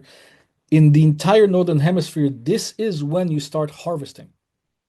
Okay, so this around the full moon at that time of the year, that is your sign to start harvesting, and that doesn't matter what calendar you use, doesn't matter where you live. That's just basically following nature, right? That's springtime, and that is where you start harvesting. Now, in all cultures at that time, this was an extremely important observance, because if the deity sent hail or flooding or heavy rains during that period to destroy your crops, you might not survive the year, right? So this was an extremely critical, or really the most critical time of the year, and so just observing 7 days, which was certainly a number that was popular throughout the region, just observing 7 days at from the full moon does not mean that this has to be a Passover. Okay, concluding that is to project from the biblical text, which is what practically all scholars before me did, projecting, because they all grew up in a Jewish or Christian milieu, and they projected, as I did, by the way, as well. When I approached the text initially, it seemed to be obvious. It has to be the Passover because these are the dates. But then I took a step back and said, well, can I be sure that this has to be the Passover? Are there any other hints in the text? And I saw that there were none. So I started looking at this in a different way. So I'll leave it aside for now because we're talking about the history of the community rather than this particular document. We might come back to it later on.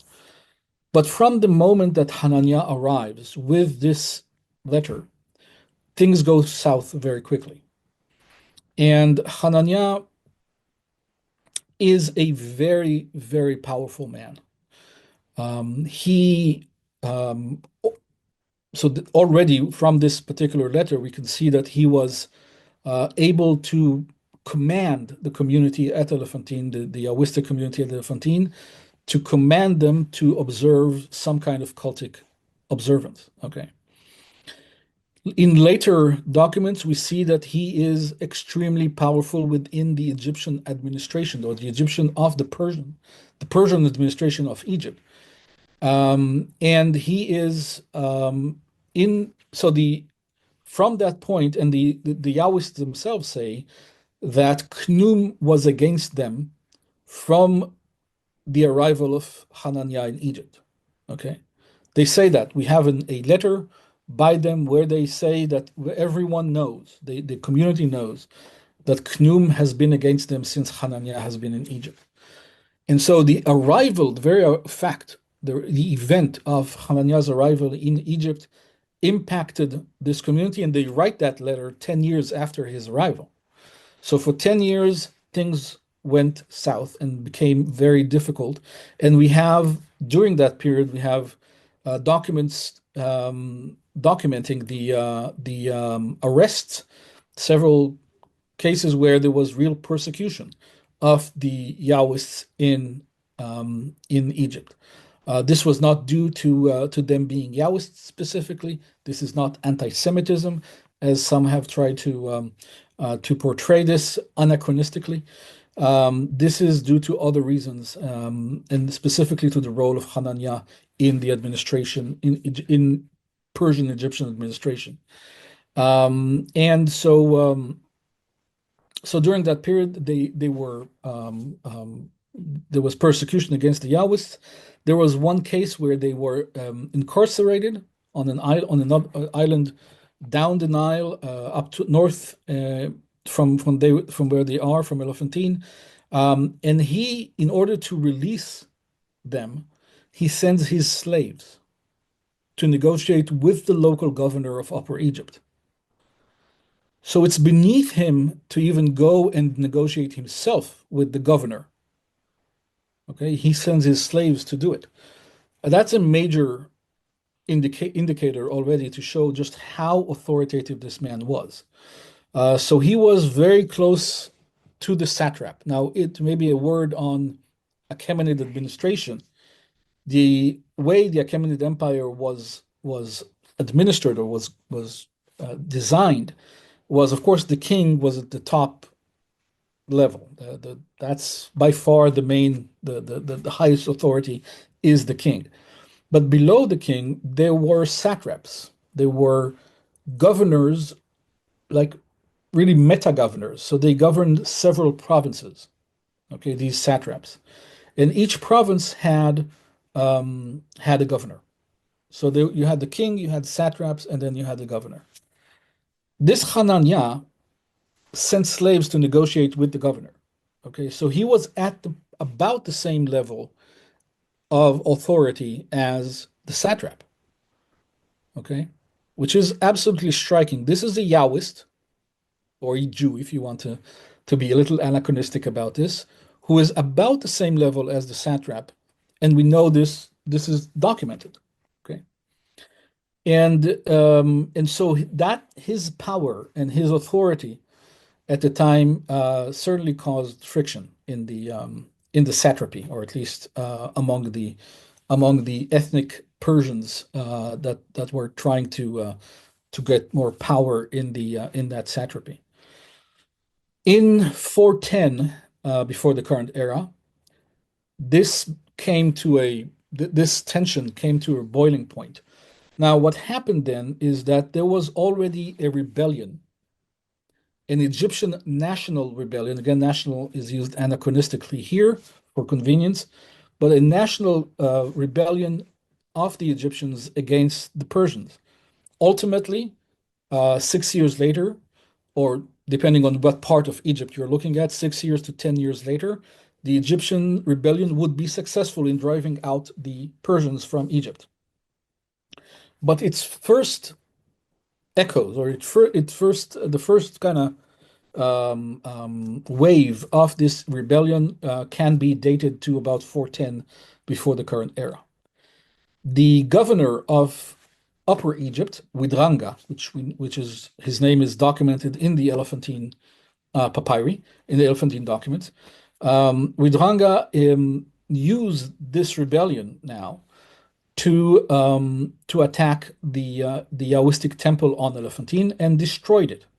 Not completely destroyed, of course, but certainly damaged, created heavy damage on this temple. And this is documented in several papyri that we have found this attack. And the main documentation for this violence is found in two drafts that were sent, or at least the two drafts for a letter that ultimately was sent to Jerusalem to ask for authorization to rebuild the temple, or at least for support to rebuild the temple. So we have the draft, of course, the letter that was ultimately sent we do not have, but we do have two drafts of this petition that documents the damage that was caused to the temple. We have another papyrus that also talks about the damage, and in it, and that's maybe as a side note, in that other papyrus, when they kind of there's a short inventory that has survived. It's also very fragmentary. When they talk about the what was in the temple, one of the elements that was in the temple, or one of the characteristics of the temple, was an atrodan. So the atrodan is a fire holder, or people call it a fire altar, but they use a word from the Avestan language. So this is Zoroastrian term, atrodan, atar, which means fire, okay, in the Avestan language. And dan just means a holder or a place. So a place of, or a holder of the fire, but they are using a Zoroastrian cultic term. They could have used an Aramaic term just to say this is a holder of fire, Dudadedura, or something, some other Aramaic term, if they just wanted to refer to a fire holder that is not Zoroastrian. Okay, but they used the Zoroastrian technical cultic term, and that must have been a very conscious decision. So that means that their assimilation is at least in the around 410 before the current era, their assimilation of Zoroastrian ideals. I'm not saying that they converted to Zoroastrianism. Of course, they didn't. And even the concept of religious conversion is anachronistic. But they adapted and they adopted and they assimilated with Zoroastrian elements at the most intimate aspect of their own cult. Within their own temple, they had this Zoroastrian fire holder. So we find that also in these documents that describe the destruction and the damage that was wrought upon the temple, the Yao temple in Elephantine. Then, of course, things become there's much more chaos in the document record until around 400 before the current era.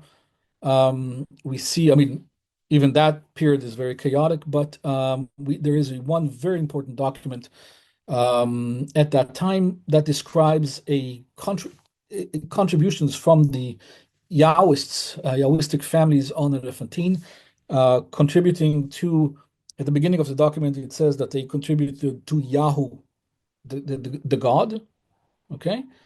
And then towards the end of the document, they kind of add together all of the contributions, and they say the sums that were collected this day are so and so to Yahoo, so and so to Eshem Bet El, and so to Anat Bet El. So these are two additional deities. I have an article on this that discusses which deities these are, and are they female or male deities, and a lot of different questions. But clearly there is a triad, a Yahwistic triad there that receives these contributions, and throughout the sojourn of this community, of this Yahwistic community on the island, they acknowledge the existence of other deities. As I mentioned earlier, when they write about the effect of Hananiah's presence in Egypt, they say Chnum has been the Chnum deity, the main deity, the Egyptian deity of the island, the ram god, has been against us, and they talk about the god, the deity. So Chnum has been against us since Hananiah has been in Egypt, but throughout the entire time that they were on the island, they take oaths in the name of the various deities, the Egyptian deities and Levantine deities on the island. Levantine mostly after 419 before the current era, and the Egyptian before that time period mostly. They even name their children with names that are theophoric with the Egyptian deity name. And so we have what's called syncretism. I'm trying also to avoid that term, which is difficult. But we have this type of assimilation or interpretation of deities, what's called the interpretatio, in Elephantine among the members of this community throughout the entire time there. They almost always bless, in their letters, they bless the addressee by the gods, plural. Okay. So it's clearly not a monotheistic by any stretch community. In monotheism itself would be anachronistic for that time period.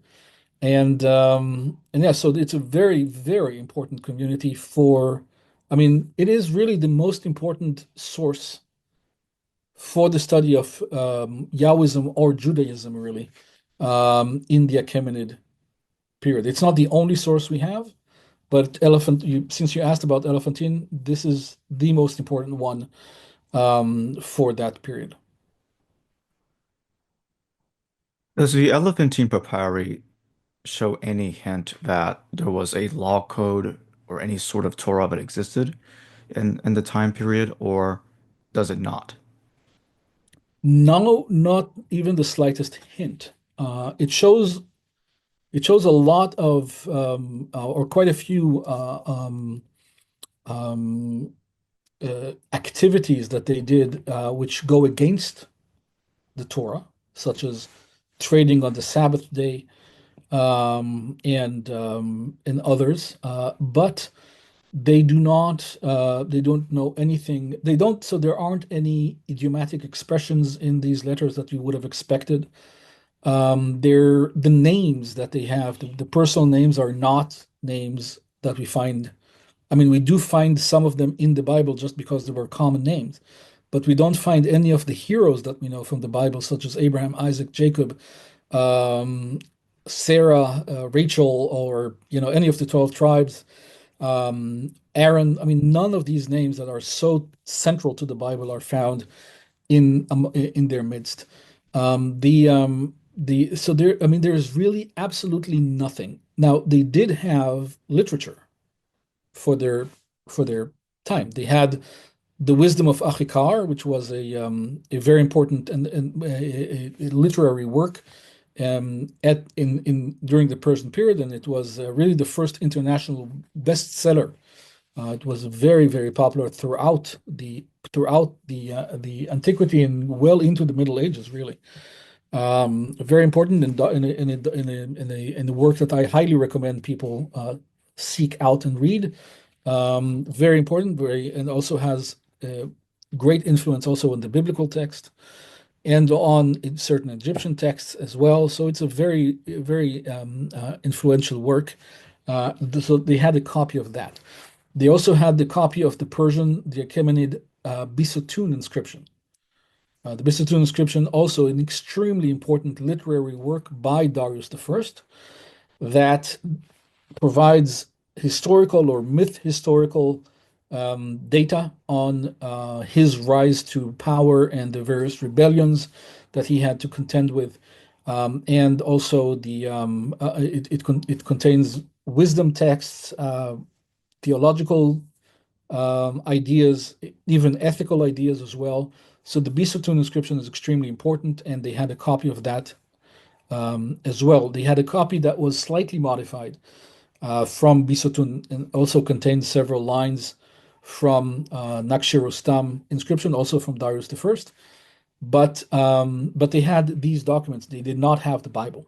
So they really had absolutely no knowledge of the Bible. The Bible did not exist as far as they are concerned. Now, it's true not only there, not only at Elephantine, and I have to stress this because this is not unique to Elephantine, but also we find zero knowledge, zero familiarity with the Bible, not just Elephantine, but also in Babylonia, where the Yahwists also lived, and also in Palestine as well, where Yahwists lived as well. So there is no in the entire. So we have about a few thousand documents, altogether many thousands of documents from Yahwists. Whether if we combine Babylonia, and I'm looking at documents in the very broad sense. I mean also coins and bullae, and not just papyri or ostraca, but everything together.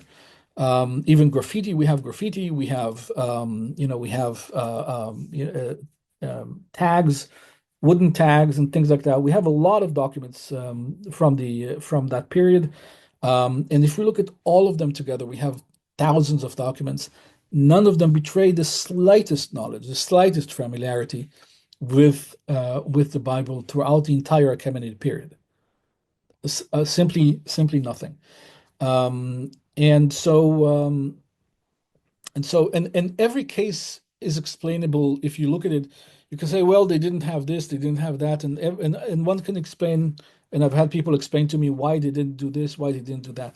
So every case in and of itself you can explain. But there is no positive case. Okay, there is no case where we can say this does show some familiarity with the Bible. And so absolute silence, complete silence. Now, it is an argument from silence, but the silence is so deafening throughout over thousands of documents, over hundreds of years, not one positive example. So and again, this can turn on a dime. If tomorrow we find a document that does show some familiarity, even some idiomatic expression from the Bible, we'll be very happy to change our view on this, all of us, and certainly for me. But right now, there is simply nowhere, I mean, absolutely no documented familiarity with the Bible whatsoever, anywhere where the Yahwists lived. And just for clarity, so basically what you're saying is that there is no evidence of a Torah The from Bible what we itself, currently have before yeah. 400 BCE. No, before 300 BCE. I mean, even if, I mean, Right. again, as I said, the Persian period goes well into the 4th century. Even then, so we have documents in Samaria, in Wadi Dalia. So that is, Wadi Dalia is about 14 kilometers to the north of Jericho, in a cave there. And these documents from Wadi Dalia are written by Yahwists in Samaria, to other Yahwists, and they document the sale of slaves. Some of them are Yahwists as well. And so the sale of slaves of Hebrew slaves to another Hebrew, or generally the sale of slaves in the Bible is prohibited, or at least has some very strict conditions attached to it. That's not hinted in these documents, and now we're talking about 354-ish BCE. So now we're well into the 4th century before the Common Era. We have coins from that period as well. As I said, the documents, when I say documents, this is a very broad definition. But we have coins from that era from the 4th century. Okay, so from the 300s BCE, we have a coin of the high priest in Jerusalem with his face on the coin. Now, this is extreme because you should make, I mean, according to the Torah, at least, you should never make a graven image. This is a graven image on a coin of the high priest in Jerusalem.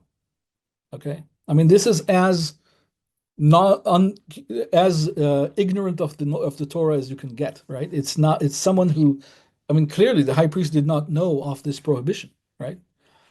And the people using these coins, of course, in their day-to-day lives, did not know of this, right? So this was in circulation in Judea at the time, and this is the high priest putting his own face on the coin, just as a governor would do, and his name. We have from the end of the 4th century, so 330s, give or take, we have another coin where a Yahwist, so someone with a Yahwistic name, with the divine element Yahu in his name, riding on a horse, so clearly a military leader that was able to mint his own coins or had coins commemorating him in some way. He has a sword in his hand, and he has his name on one side and him on the horse, and on the other side he has Zeus. Okay, so it's not his deity that he recognizes, is Zeus, and there was probably, I mean, clearly some kind of assimilation between Yahweh and Zeus, even in the 4th century before the current era. And so we don't see any familiarity with the Torah down to the beginning of the Hellenistic period. Did the Yahwist, oh, let me rephrase. When precisely did we start seeing the first evidence of the Yahwist assimilating Persian ideas, Persian theological thought into their worship of Yahweh? Well, I mean, the first actual direct evidence of that is this Atrodan that I mentioned around 410 before the current era. The reason I'm saying around is because their temple was destroyed at 410 BCE, but the papyrus where they described the damage was sent around 407 before the current era. So this Atrodan existed in the temple, in the Yahwistic temple, in the 410s of the 5th century before the current era. So the very end, the last part, the last 2 decades of the 5th century before the current era. And so this is the first actual direct evidence that we have of assimilation. However, we do have a documented close relationship between the Yahwists and Persian priests, magi. Decades before that, we have a document about a real estate transaction where the witnesses of the witnesses to this transaction, we have 2 magi. Okay, so that shows close relationship between the magi and the Jews or the Yahwists on the island of Elephantine. So that is before. Of course, this does not mean necessarily that they had cultic assimilation there, but clearly there were strong connections between these communities. We have I mean, that's really, these are the earliest extra biblical um, extra biblical data points that we have.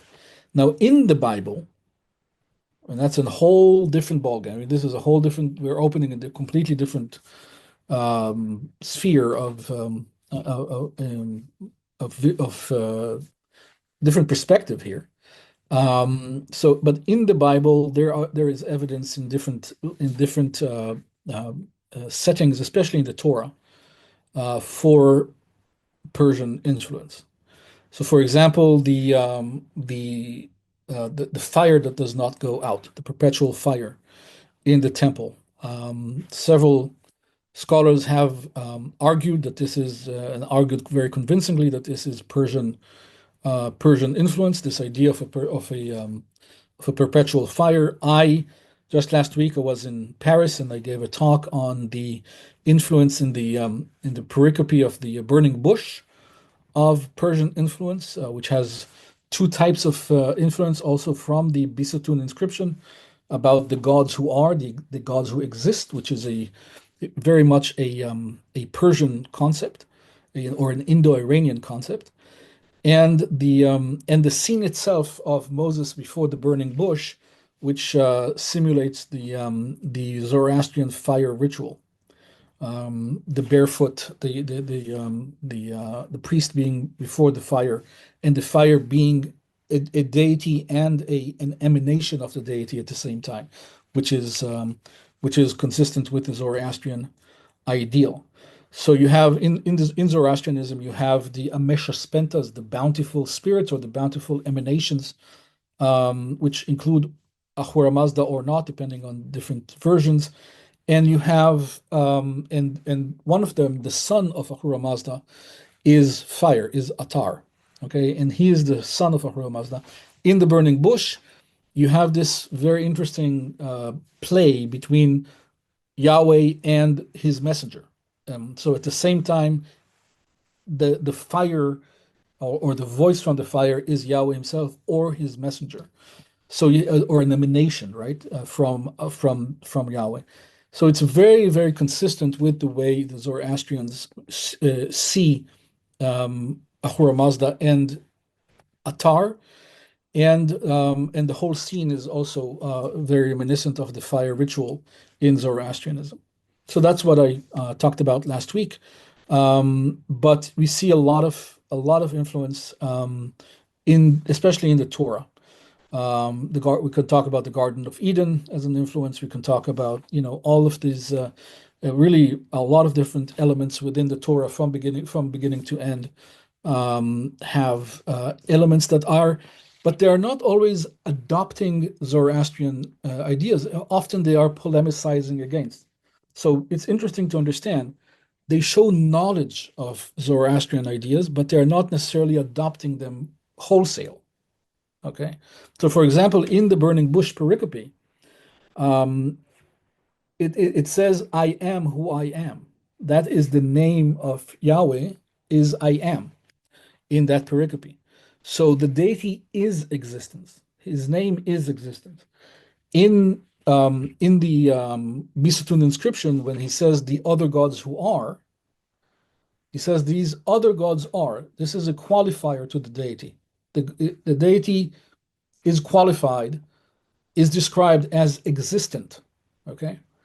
But when this idea is assimilated, is adopted by the Yahwists or the Jews who write this pericope, this particular passage that made it eventually into Exodus, they take this idea and take it further.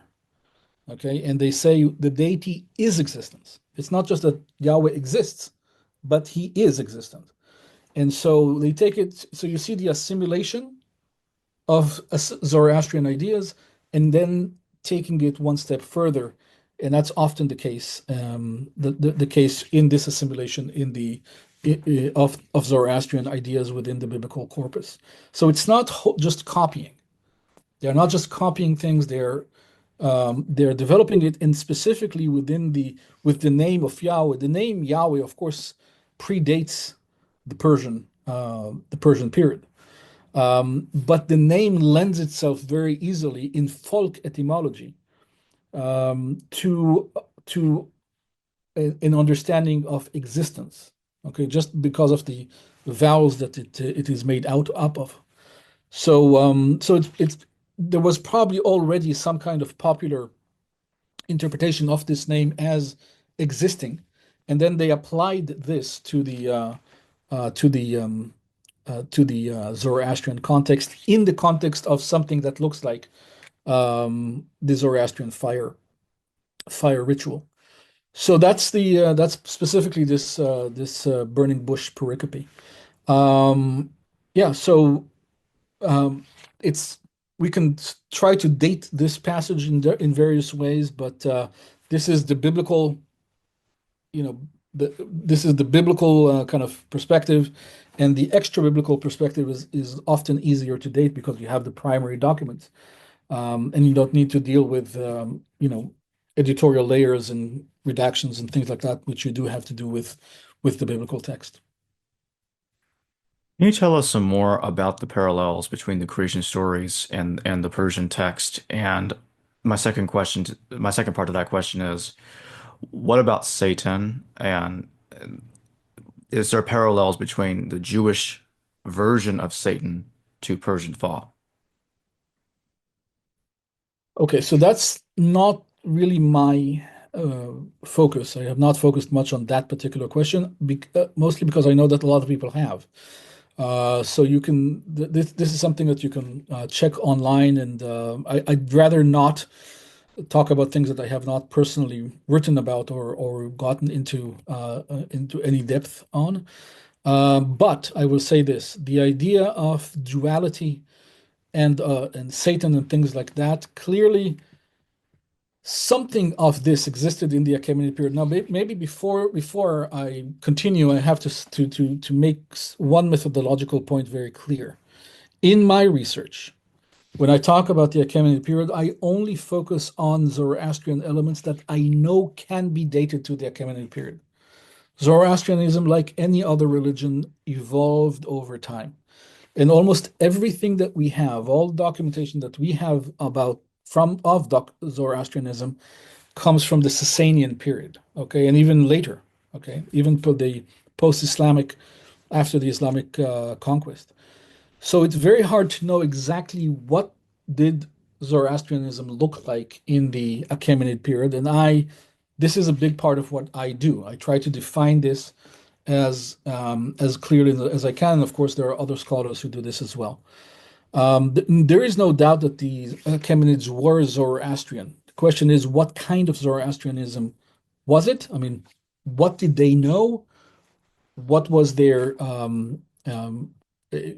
cultic profile like? Did they have sacred texts? Did they know about the Avesta, which is the sacred text, the Zoroastrian sacred text? And the answer is yes. They knew something of the Avesta. That is something that we can pretty much show. They knew at least the Gathas, which are the early layers of the Avestan text. They knew of that. They did have fire rituals. They did have Hauma rituals. They did have Yasna, basically, which is the Zoroastrian ritual, the overarching Zoroastrian ritual. And so we know that in the Achaemenid period. Beyond that, I dare not venture beyond what I can show did exist in the Achaemenid period. Or at least when I do, I am a lot more cautious about this, and a lot more speculative, and I alert my readers that now we are veering into more speculative terrain. But going back to your question about Satan and duality in general, they had some kind of duality that is already very basic duality.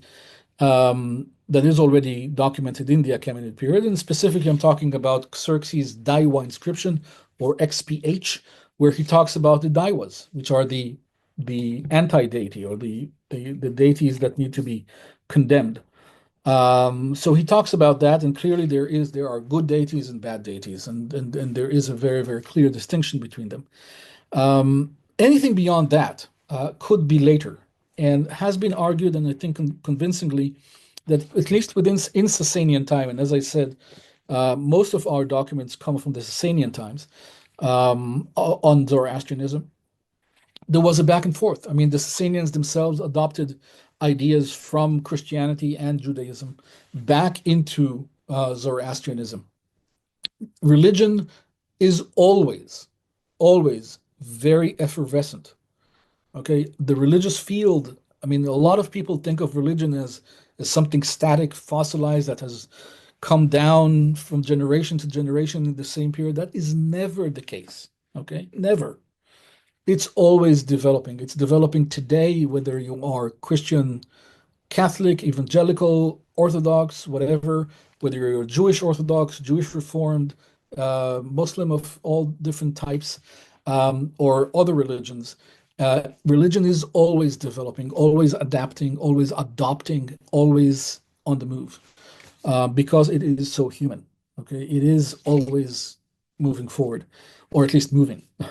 Whether it's forward or not, I'll let other people decide. But at least it is moving, and that was the case in antiquity as well. So we do see feedback back into Zoroastrianism in the Sasanian period. And so Satan, in the idea of Ehrman, or the evil force in Zoroastrianism, could potentially be a feedback from back from Judaism or Christianity back into Zoroastrianism. This is why I don't really venture into these areas, at least not yet, because I try to stay within what I can show existed in the Achaemenid period, for sure. And so that's not exactly the answer you were waiting for, but this at least gives you the methodological perspective on how to approach this. Oh yeah, that makes sense. Yeah. So yeah, I thought that was a good answer to my question. So Okay. So when do you start seeing the Hebrew Bible, or let me rephrase, when do you start seeing the Pentateuch, the Torah, begin to take shape? When do we start seeing the earliest traces of the text developing? That's an excellent question. I have another book that I'm working on this particular question, and it's a very complex question. Now, what we start. So let me maybe again go back to methodology. Up until the turn of the fourth century, so about the between the 400s and the 300s. Excuse me, between the 300s and the 200s BCE, there is nothing really, even remotely reminiscent of the Torah. Even then, we start seeing around that period, that time period, we start seeing names that are recognizable. So we start seeing names that are biblical, like Joseph and Simon and other names like that. Very few and far between, but initial echoes of names which you haven't seen before anywhere in Yahwistic contexts. And so we start seeing these names start showing on the radar, and that is very, very significant. Does that necessarily mean that that this is knowledge of the Torah? In and of itself, it's not enough, right? Because it could be that this development happened in parallel. It did not necessarily require knowledge of the Torah. But when we look at the overall context, we start seeing other things as well. So we start seeing Greek authors talk about, again, elements that are recognizable from the Torah. Again, does not mean that they are familiar with the Torah, at least not what we're familiar with. But they start dealing with things like Moses and the Exodus, or different types of Exodus. There are among the Greek authors, there are several versions of exoduses that happened that are different from what we know from the Bible. And interestingly, they are not written in a polemical way. They're not written in a way that shows that their version is correct and the biblical version is not. Okay? They are written in a way that this is the way that that things happened. And Moses also is portrayed very differently than what we know from the Bible. And there are a lot of different Moseses around, different profiles of this Moses around. The name was very popular, but the character was very, very different. Certainly very authoritative, but in one place he is an Egyptian priest, in another place he is a military leader, in another place he is the teacher of Orpheus, this musician, mythological musician, and basically a muse. They understood the word, the name Moses as muse. In other places, he's an alchemist or a magush, one of the magi. A leper. He is also presented as a leper. The entire Jewish people are presented as lepers. So there are a lot of different versions, a lot of different stories circling around. If we were to go back in time to the 3rd century before the current era, we would see a lot, and even later. I mean, even Josephus talks about this. There were a lot of different traditions circling around, different versions of who Moses is, what kind of exodus happened. They understood the exodus to be Moses just departing from Egypt and immediately going and founding Jerusalem, to be the founder of Jerusalem. They saw him as the founder of Jerusalem, and they described Judea as completely desolate at the time. I mean, a lot of versions circulating around, but they don't correspond to what we know from the Bible. Okay, so does this show knowledge of the Bible? Not necessarily. It shows that some versions of this story were circulating, probably also amongst the Jews at the time, or the Yahwists, if you want to see it that way. But versions that we start seeing stories circulate around in the 3rd century before the current era. Okay, so we can already say that the roots of the Torah are to be dated to the 3rd century before the current era, the Hellenistic period. Now, whether that was already written, something has to have been written already in the 3rd century. Okay, some early version of these traditions must have been written down then, because already in the 2nd century we start seeing versions kind of consolidating and becoming more recognizable to what we know from the Bible. In the 2nd century, or early 1st, but I would date it to the 2nd century, we have the letter of Pseudo Aristeas that talks about the Torah being commissioned by King Ptolemy, and being authoritative, with a legend about 72 rabbis, 72 sages that come together to translate the Bible from Hebrew to Greek, and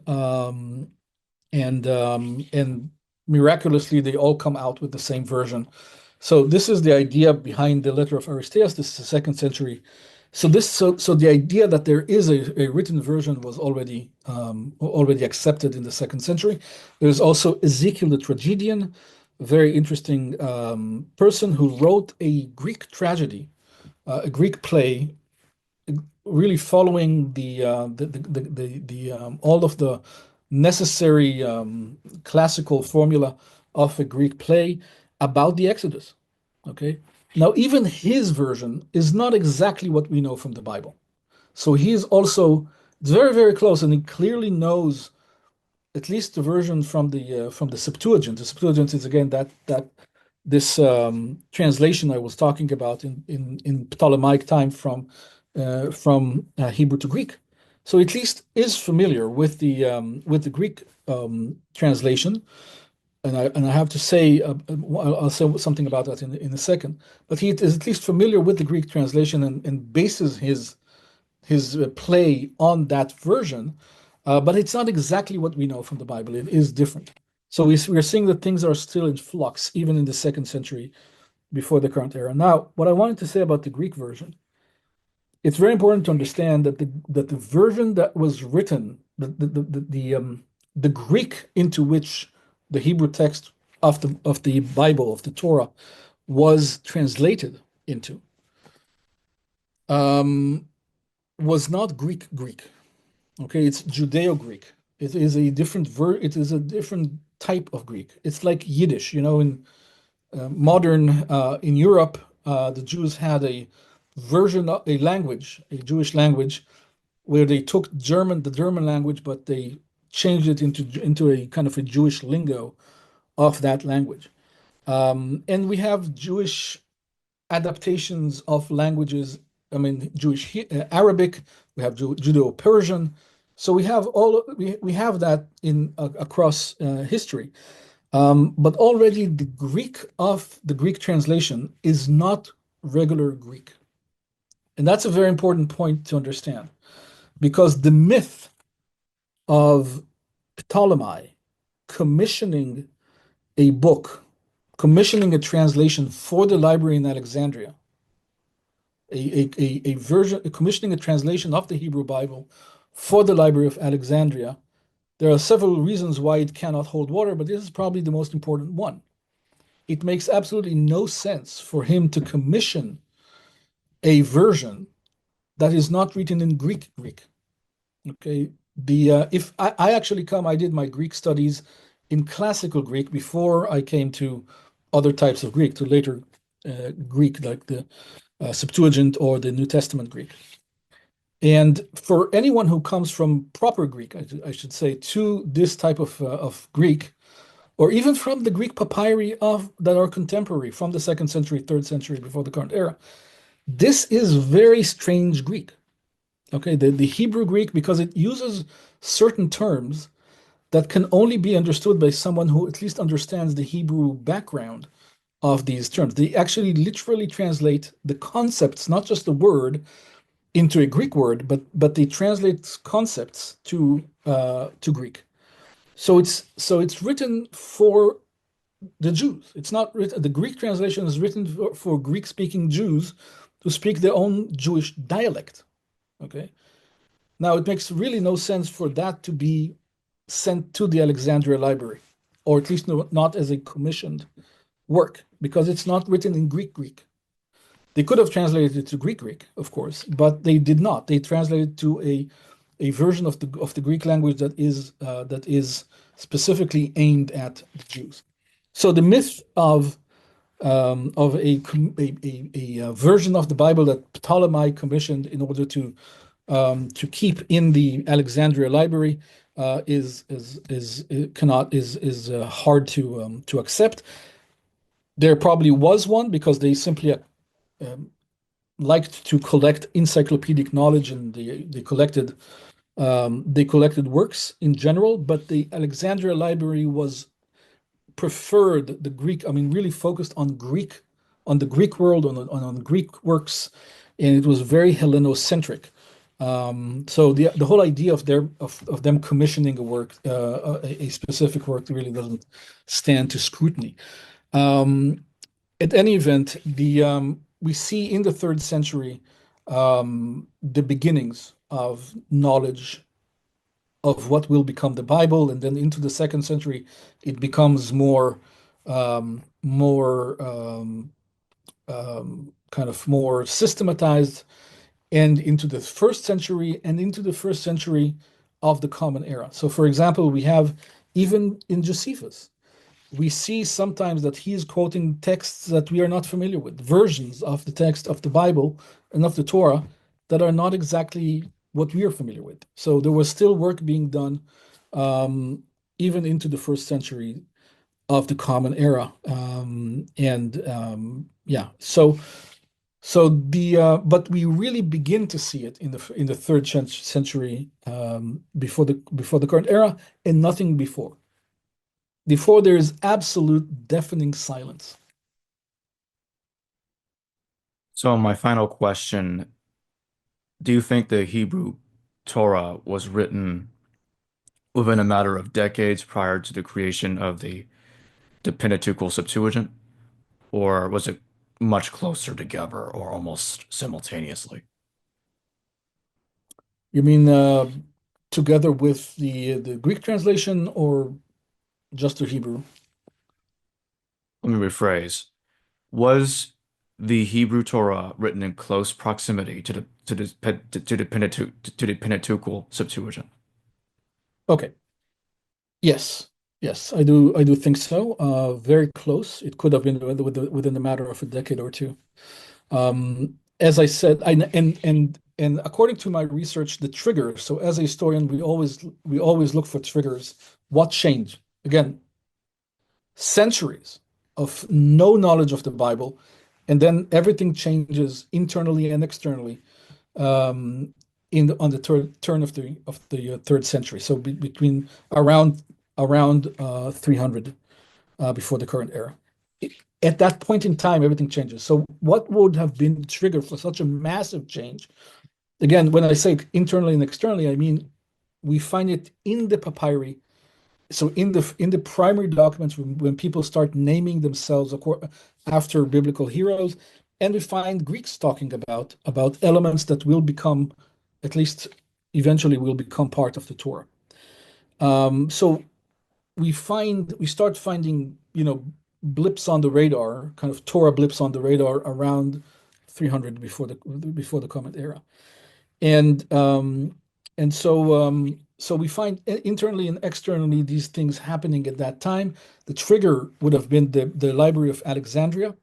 That was a massive trigger for all of the entire region, from Macedonia and Greece to Egypt and Persia, of course in Palestine as well. The Alexandria Library was a major impact on everything, really. It was a futuristic city. People coming to Alexandria in antiquity would have seen a completely new way of imagining a city built in a grid. It had coin-operated machines. It had automatic doors in the temple. It was an absolutely science fictional city for anyone coming into it in antiquity. Absolutely breathtaking for anyone. And of course, it was the seat of the emperor, of King Ptolemy, who had a major palace, very large palace. Within the palace was a area for the muses, a museon, and within this museon they had the famous Library of Alexandria. In that library, they focused on the Hellenistic cultural heritage, Hellenistic literature. And they worked on these texts, and they found a lot of inconsistencies between different manuscripts of Homeric or of Homer or Hesiod or other Greek authors. And they tried to start to harmonize and edit these documents and create authoritative editions of these documents. Exactly the same process that the Jews later applied to their own sources, to their own biblical sources. Now, I have to make something very clear. I am not claiming that all of the sources that made it into the Torah are from the Hellenistic period. Okay, I'm saying that they were collected and then edited and redacted and put together, and even a lot of glue text was written in the Achaemenid period, in the Hellenistic period, glue text between different manuscripts. But we're talking about a lot of different sources coming together, and ultimately creating the Torah and the Bible in general.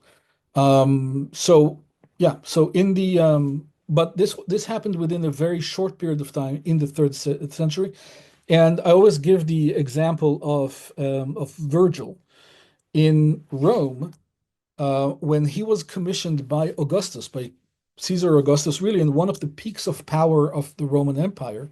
Augustus commissioned Virgil to write the mythology of Rome, and he used existing material as well to write how this hero called Aeneas came from the east to establish the Roman race. He wrote the equivalent of the Pentateuch in 10 years. It took one man 10 years to write the equivalent of the Pentateuch, of the Torah, in terms of number of words or verses. However, it was much harder for him in a sense, because he had to write it in rhyme and meter, okay, according to the classical epic standards, which in the Torah was not the case. It's much more free form. So it was much harder for him, but he did that in 10 years. So it's absolutely possible to write this the equivalent of the Torah in 10 years or even less. And the translation might have even been simultaneous or close to that of the Torah. Um, I want to, for the moment, focus more on the dating. When you think that the Torah, as we understand it, was composed based on the sources that you see being available to the Torah. So where would you place the composition? Okay, well, that's obviously a great question and a very complex one as well. When we talk about the Torah, obviously some of the sources that are used in the composition of the Torah were written or penned or even orally transmitted over long periods of time before they were actually written down and then written in various manners and locations. So we're talking about a very, very complex textual source. What I am particularly dealing with is the actual enterprise of putting together the text, be it from existing sources or texts that were written as a glue layer to glue together existing sources, or even simply new compositions. But this conscious effort to put together an authoritative corpus. Now I assume we'll come back to the word authoritative and what I mean by that, what weight that word carries at at the time period when it was written down. But we're talking about this conscious effort to actually produce a document, or it's really a set of documents. When we're talking about the Torah, we're talking about five scrolls, or at least five parts of a corpus that are interconnected in various ways to varying degrees. So we're talking about putting together this particular corpus, and that effort to put together this corpus and even particular elements of it, just let's say the book of Exodus, Genesis, etc. That effort is really my main focus. And as I said, parts of that parts of this effort is to make use of existing sources. And I often compare this effort to Virgil in the Augustinian age, who was commissioned by the empire to write down the mythology of the founding of Rome and really where the Roman race came from. And they used the word race to describe this. And he wrote in rhyme and meter, so it was a harder enterprise to write this not in free form as in the Torah, but really in rhyme and meter. He wrote the equivalent of the Torah in terms of the number of verses in 10 years. So just one person in 10 years. But he used existing material. He did not invent everything himself, all of the mythology that he put together. He used existing mythology that we can find even 100 years before his time or even earlier in various places. We can find echoes of this. So also that wasn't a complete, just using, completely inventing a new corpus. So I think a very similar thing happened with the Torah as well. Now, you asked me about when that happened. That really, basically, this enterprise that I was talking about was triggered by the work that was being done at the Library of Alexandria. I think that's pretty clear from the data. We see very clearly in thousands of documents that we have from Jewish settlements, so from Egypt, from Babylonia, from various parts of Palestine, from Judea, from Samaria, the provinces of Judea and the province of Samaria. So we have all of these different documents, and by documents I mean really not just papyri and ostraca, but also coins and bullae and things like that. So every type of document that we have in aggregate, we have thousands of these. up until the very end of the fourth century, there's really zero knowledge, as I've said several times, and even on your show as well. There is no knowledge of the Bible, no hint of knowledge of the Bible, no hint of any authority of the biblical text, and we have plenty of evidence to the contrary of people doing things that are contrary to the Torah and to the commandments of the Torah. And that goes really all across the board, from personal names that are simply not there. I mean, so practically all of the heroes, except for maybe a couple of, or three of the literary heroes that we know from the Bible, are missing from the onomastikon, meaning the list of names that we know in these areas, really in the entire area from Egypt to Mesopotamia and beyond. And so we don't have the names there. We don't have any kind of allusions or any kind of idiomatic expressions or anything. I mean, really nothing that would give us the slightest hint. I mean, even legal. I mean, again, the Torah itself presents itself as a legal document, at least big parts of it. It actually offers itself as a legal authority. We don't see any of those laws followed anywhere.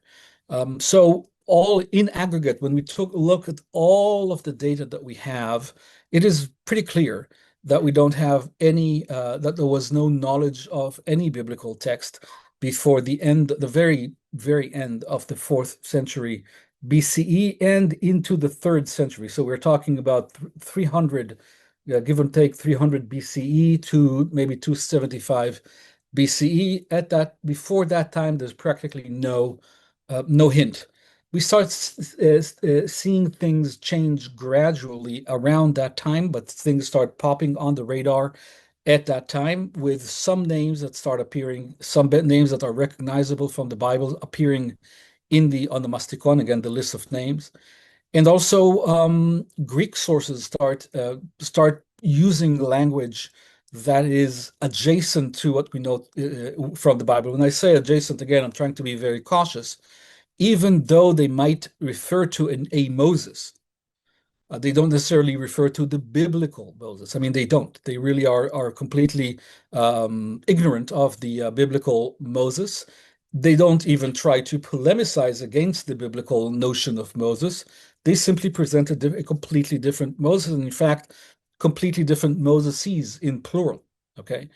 So, but we start seeing things like that are at least adjacent to the Bible, reminiscent of the Bible, connected in some way, shape, or form to the Bible around 300, around 275 before the Common Era. Okay, so these are where we start seeing, and we can place an anchor there to say, well, something is happening, some substratum is being developed, is coming to the surface around the first quarter of the 3rd century before the Common Era. So that would be a good place to put an anchor and to say, okay, something that we can define as the beginning of an enterprise, the beginning of a conscious effort to put together this authoritative corpus can be, with a lot of caution, dated to the first quarter or the first half, really, of the 3rd century in Alexandria. Now,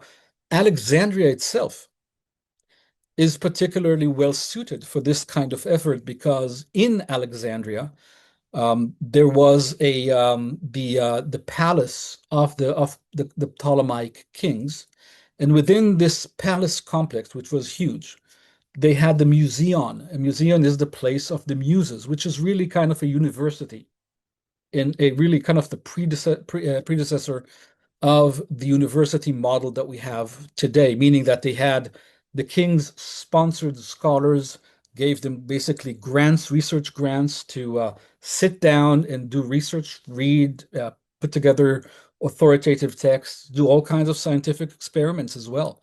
A lot of the really famous scientific experiments of the time were made at that time and sponsored by these very same kings and in the Ptolemaic dynasty.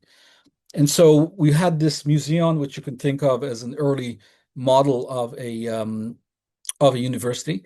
And within the museum, you had the famous Alexandria Library as well. So that's part of the museum, which is itself part of the royal palace. Now, that museum, that entire complex, what it did, again, the scientific work, was truly innovative and has influenced humanity ever since. I mean, it has completely changed the course of humanity. We owe most of our knowledge of science and really of the world, of languages, philology, and all of these things, really the cornerstone of science, to these preliminary efforts.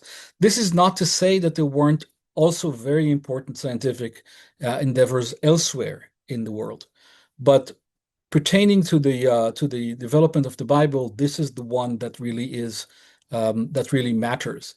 So one of the main concerns that they had in Alexandria, this team of scientific scholars, was to create authoritative texts. This was really the kind of the birth of the idea of having an authoritative text that everyone can agree is the correct text. And they focused on the Greek sources. They focused on Homer. They focused on Hesiod. They focused on texts like that, where there were different manuscripts that didn't necessarily agree among themselves, and they wanted to sit down and create an authoritative text, and they developed techniques to do that. In some places, they put different versions side by side. In some cases, they provided glue texts between different versions. In some cases, they decided to remove a certain version of the text from the authoritative text and proceed with another. So all in all, they developed a lot of these editing and redaction techniques that we do find also applied in the Bible. Those were developed in Alexandria and really sharpened and perfected in Alexandria. And then we find them later on applied within the Hebrew Bible. So the Hebrew Bible certainly came later after these techniques were developed. And it's not just, I'm not talking about the Greek Bible yet. I'm talking about the Hebrew Bible. Okay, so these same techniques were applied in different languages to generate authoritative text. So now another thing about Alexandria, or actually two points. The first is that Alexandria at the time was truly science fictional. Okay, if you came to Alexandria in antiquity, you would be blown away by techniques and technologies and ideas, concepts that you have never encountered anywhere else and you've never even thought possible. So they had in the temple area, they had coin-operated machines. They had the temple itself had automatic doors that were triggered by the heat from the sacrifice that would also trigger a hydraulic reaction that would open the doors to show that the deity accepted the sacrifice. Things like that were really cutting-edge technology at the time. So one thing about Alexandria is that it was very consciously cutting edge. It was very consciously a place of innovation, a place of research, really in many ways a modern city. Also conceptually, also philosophically, also ideologically, a modern city.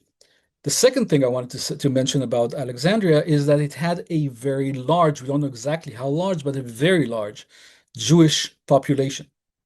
There were, or Jewish or Yahwistic, I think at that time would be more appropriate. We're not really talking about Judaism as such yet, but people who have Yahweh as their main deity composed a big part of the population of Alexandria at the time. They came with Alexander himself, Alexander the Great, Alexander the Third, and they were mercenaries that were hired by him to conquer Egypt. Okay. In exchange for their service, they were promised and they received land grants in various parts of Egypt, and especially in and around Alexandria. So they were part of the Alexandrian middle class. They were part of the Alexandrian, in many ways, part of the Alexandrian elite. They were very well placed socially, and they were well off. They had land. They could cultivate crops. They could engage in all kinds of business ventures as well. So they were a very important part of the Alexandrian sphere as well. And clearly, obviously, they maintained contact with their motherland as well in Judea and in Samaria. So that community, that Jewish or Yahwistic community in Alexandria, was where kind of the greenhouse, if you will, where the Bible project, this enterprise, came to fruition.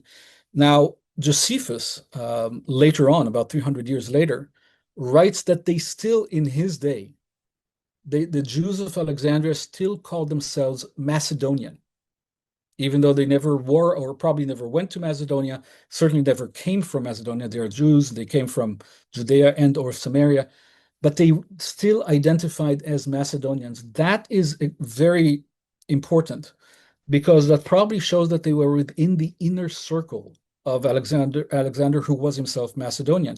And the Macedonian regiment, they were probably kind of inserted within the troops that are originally from Macedonia. And so they were part of the intimate circle of Alexander. So it seems like they were very well placed, very highly regarded within Alexandria, a very important component of the Alexandrian society.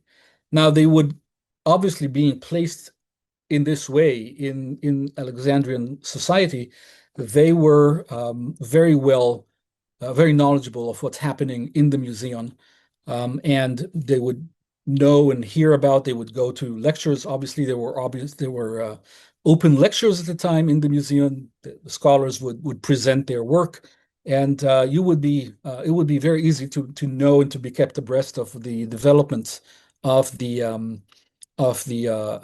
philologists and those working on different redaction techniques and editing techniques to produce authoritative texts. And the natural next step would be to say, well, we have our own traditions. Maybe we do have some texts that are transmitted orally that we can now put into writing. Maybe we do have some written texts, although there's absolutely no evidence of any written text that would make it into the Torah before that time, but they might have existed. We can't completely discount that. But they took all of these different sources, just like the Greeks did with the Greek texts. They looked at all of these different sources in Hebrew. I want to stress that, and put that together to create their own authoritative text using the techniques that were developed in Alexandria. And also, again, simply aligning themselves with the ideology of Alexandria, which was to create an authoritative text. So that's when the Torah was written. And I have to add another thing. The Greeks were, in Alexandria, were obsessed with laws, producing laws, and the whole concept of laws and how laws need to be designed, whether they are human laws, divine laws, and things like that. And lawgivers were seen as really almost divine, and in some ways actually divine. And so the Greeks were absolutely obsessed with that. And they when they started writing about lawgivers, they listed all of the lawgivers that they knew. I'm talking about Theophrastus, end of the 4th century, or maybe around 310 before the current era, 320. And he wrote a compendium of all the 3-tome volume of all lawgivers that were known to the Greeks at the time. Moses was not part of that tome, but about 10 years, maybe 20 years later, Moses starts to be mentioned. So again, around 300, maybe 290 before the current era, Moses starts to be, but again, it's a completely different Moses from the one that we know from the Bible, but he is a lawgiver. And now we start seeing different types of laws being collected together, being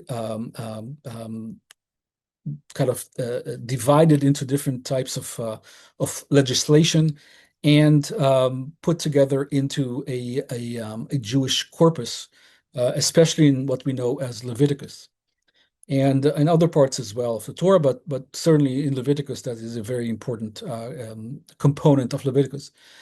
And also, it's important to note that many of these laws are not really meant to be followed by, or not obviously human. So they're not really realistic. They're not something that we can that people can live by.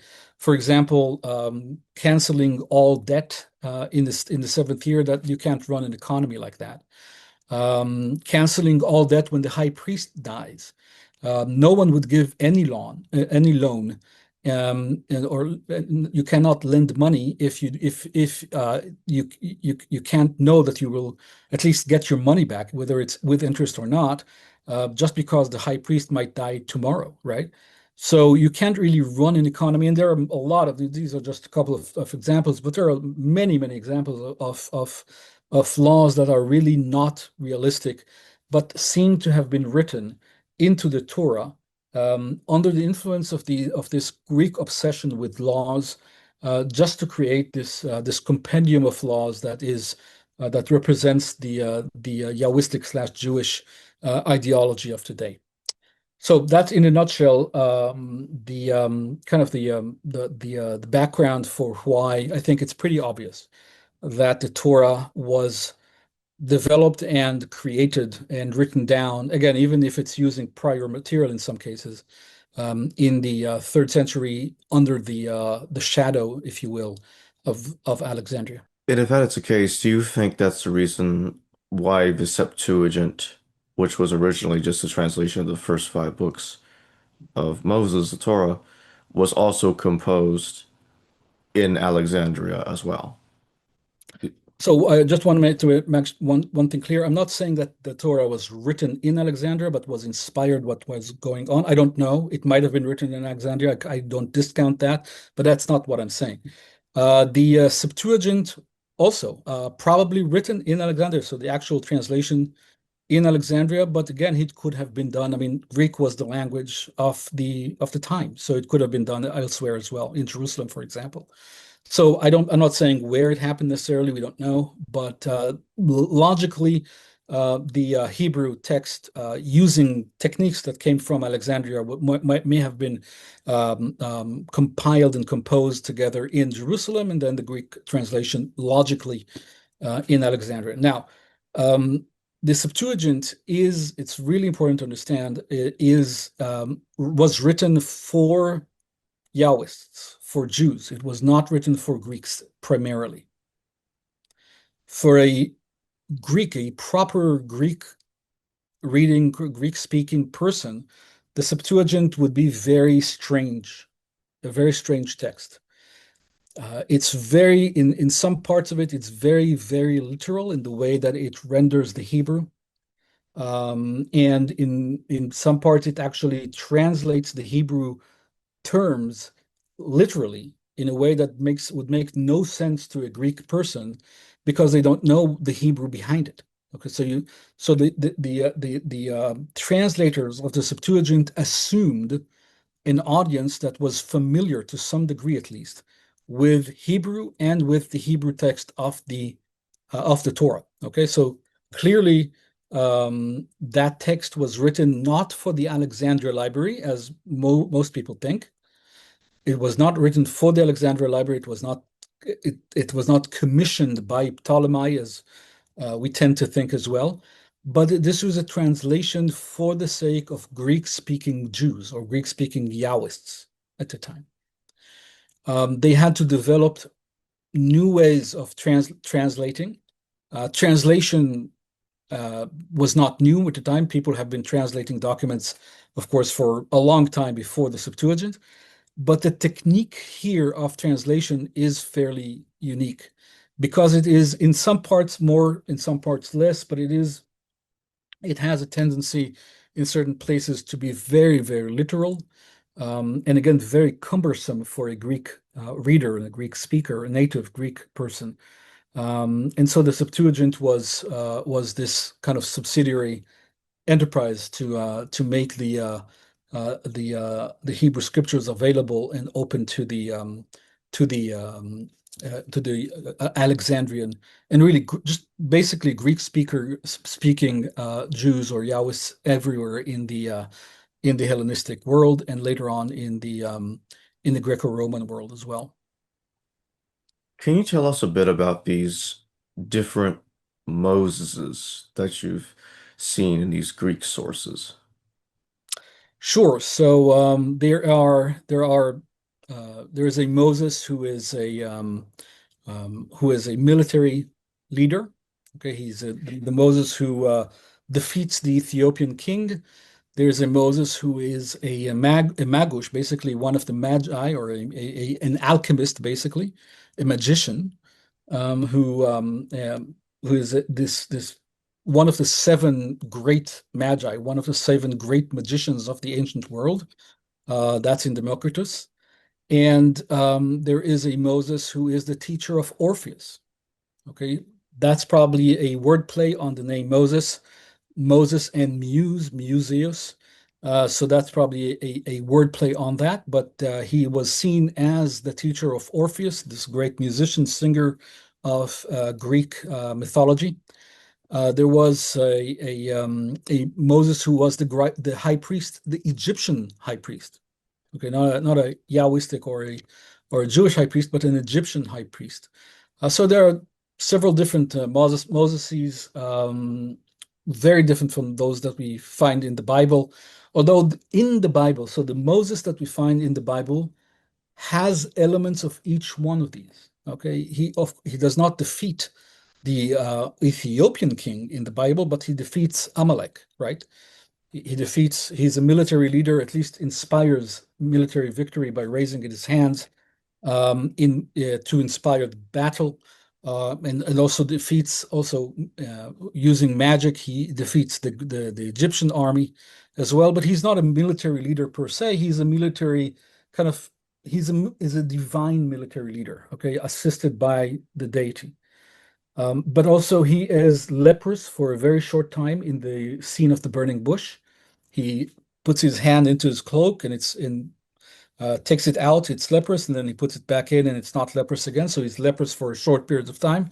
He is a magician. He throws his rod to the ground and it becomes a crocodile, etc. So all of these different elements that we find separately in Greek literature appear together in the text of the Exodus, meaning that the text of the Exodus is inspired and really kind of provides a polemical response to what the Greeks wrote about these different Moses. It combines all of the different Greek views into a single character that holds all of them, and basically shows how the Jews or how the Yahwists see how the proper Moses should be. Okay, combining all of these different sources.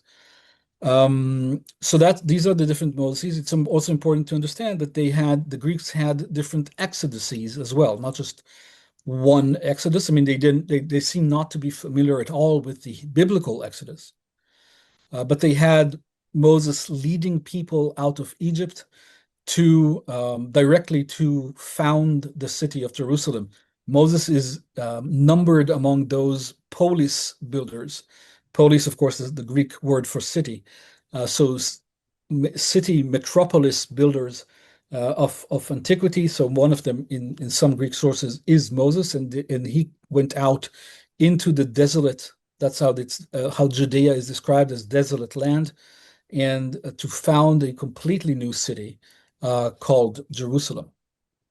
So there are different exoduses, different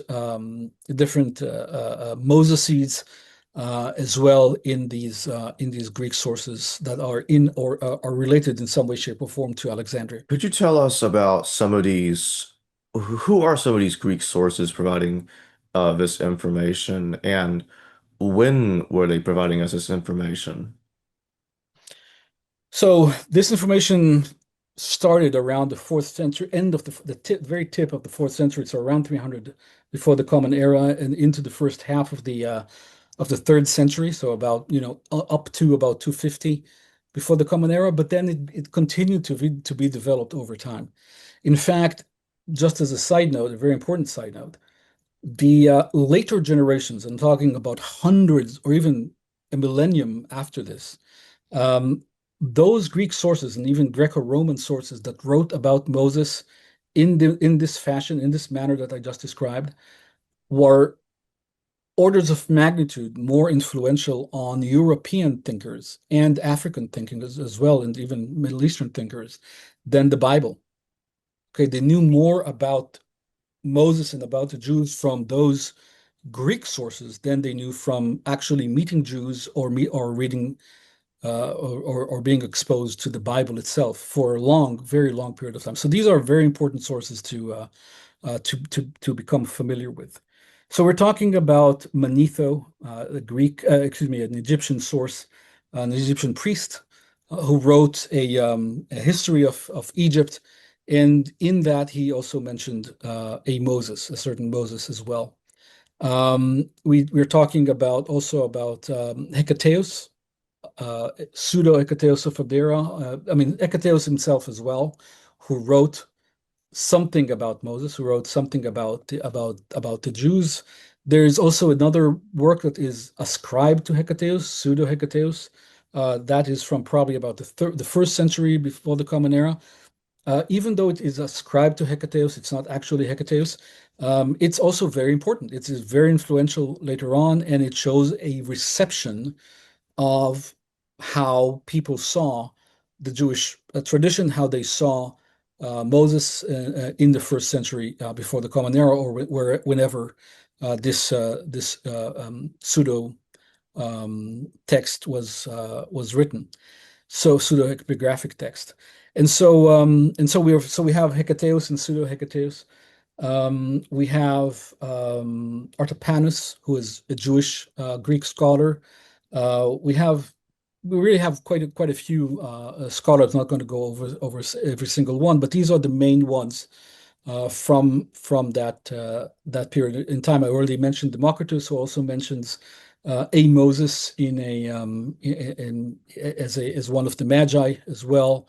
There are different Greek authors use the name Moses for their own purposes as a famous name, as a name that was famous in the area, and they just put that character into whatever ideology they were trying to promote at the time.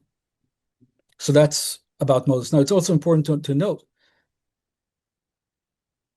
most of the attention that the Jews received at the time from external sources, from Greek sources and then later Greco-Roman sources, most of it by far, maybe 90 somewhat percent of the focus is on Moses and the Exodus. Other elements of Judaism receive very, very little attention. So, for example, the Sabbath or dietary laws, very little. They do receive, some authors mention them, but very few. And the vast majority of authors, when they mention Judaism, when they mention Yahwism, it's really focused on the character of Moses. And again, the character of Moses as it is portrayed in previous Greek sources, rather than things like the Sabbath or the 12 tribes, even though the 12 tribes are also mentioned in some places very early on, but they're mentioned as something that Moses did. Okay, so Moses is the one that divided the people of Israel into 12 tribes according to the Greek sources. Of course, that's not the case in the biblical text. So again, it's a very complex picture, very, very multifaceted picture, and one that would continue to dictate how the world sees Judaism and the Jews for millennia. Do you also see parallels between Moses and Greek characters, lawgivers like Minos, for instance? Absolutely. And the Greeks actually present him that way. So they present him as a polis builder. They present him in lists of polis builders, of historical polis builders. Some of these lists contain Moses as well. So they clearly and very consciously saw him as a polis builder, which was at the time a very high position to have. You're the originator of a people. You're originator of a polis, which is really a metropolis, a lead state or lead city or main city with cities surrounding it and different estates surrounding it. So being a polis builder in the Greek Hellenistic worldview was a very prestigious position to occupy and really mythological, mostly. And I'm not saying that all of these characters were necessarily mythological, but many of them were, and certainly mythology evolved around these figures over time. So yes, absolutely, the Moses was seen as a polis builder and was presented that way by the Greeks. Do you think that these various Greek authors that we're talking about Moses do you think they were using lost earlier Jewish texts that were composed before the Torah existed? No, no. So they show absolutely no knowledge of any of what we know from the Torah. And as I said, they're not even polemicizing against. They're not saying. So, for example, the Greeks know very well how to polemicize. They can say, well, they say this, but we say X. They say X, we say Y. Or as opposed to X that they maintain, we maintain Y. So, polemics are very very common in Greek sources, but they never do that in the early stages. They never do that with the Jewish sources. So they basically present a Moses that is a polis builder or a military genius, right? A military leader, or an alchemist or a magician or a high priest, etc. So they present all of these different Moses, not saying the Jews lie or the Jews are mistaken believing that he is X, Y, Z, but basically saying this is Moses. Okay, they're not even conscious. They don't seem to be knowledgeable of a Jewish Moses, at least not the one that we know from the Bible. Now, this is not to say that the Jews at the time did not have also just within their own private traditions, just orally, just speaking about Moses within their own communities that is not the Moses of the Bible. So there could have been a Jewish Moses that was being developed, a character being developed in Jewish circles that is very similar to the one that is portrayed, or the Moseses that are portrayed in the Greek text. It could have been, but again, they don't show any knowledge. They don't say the Jews say. So they don't show knowledge of that until later. I mean, of course, later they do say that. But in the early stages where we have all of these different Moses popping up in the early 3rd century before the Common Era, that's not a polemical presentation of Moses or the Exoduses. As I said, the contrary is true with the Hebrew sources, where they present Moses in response to the way the Greeks see Moses. And also the Exodus is in response to the way that the Greeks see the Exodus. The Exodus is plural. And so,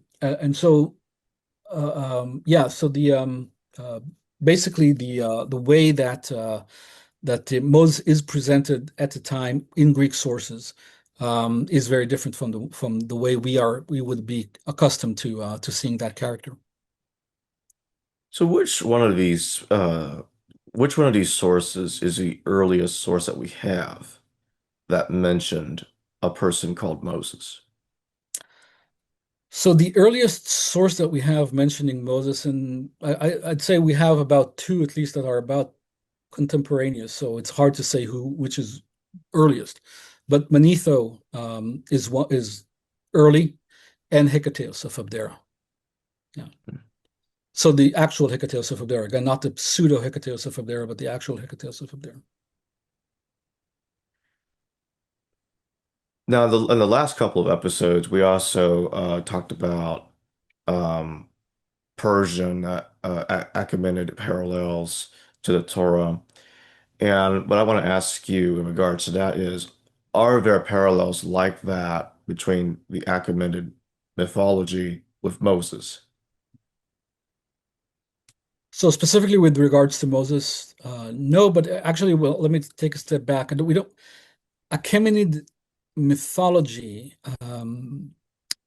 is a very I have to think about that term as well scientifically, because the Achaemenids, I mean, again, every ancient culture had some kind of mythology, but the Achaemenids themselves did not produce any, or at least nothing that has survived mythology as such.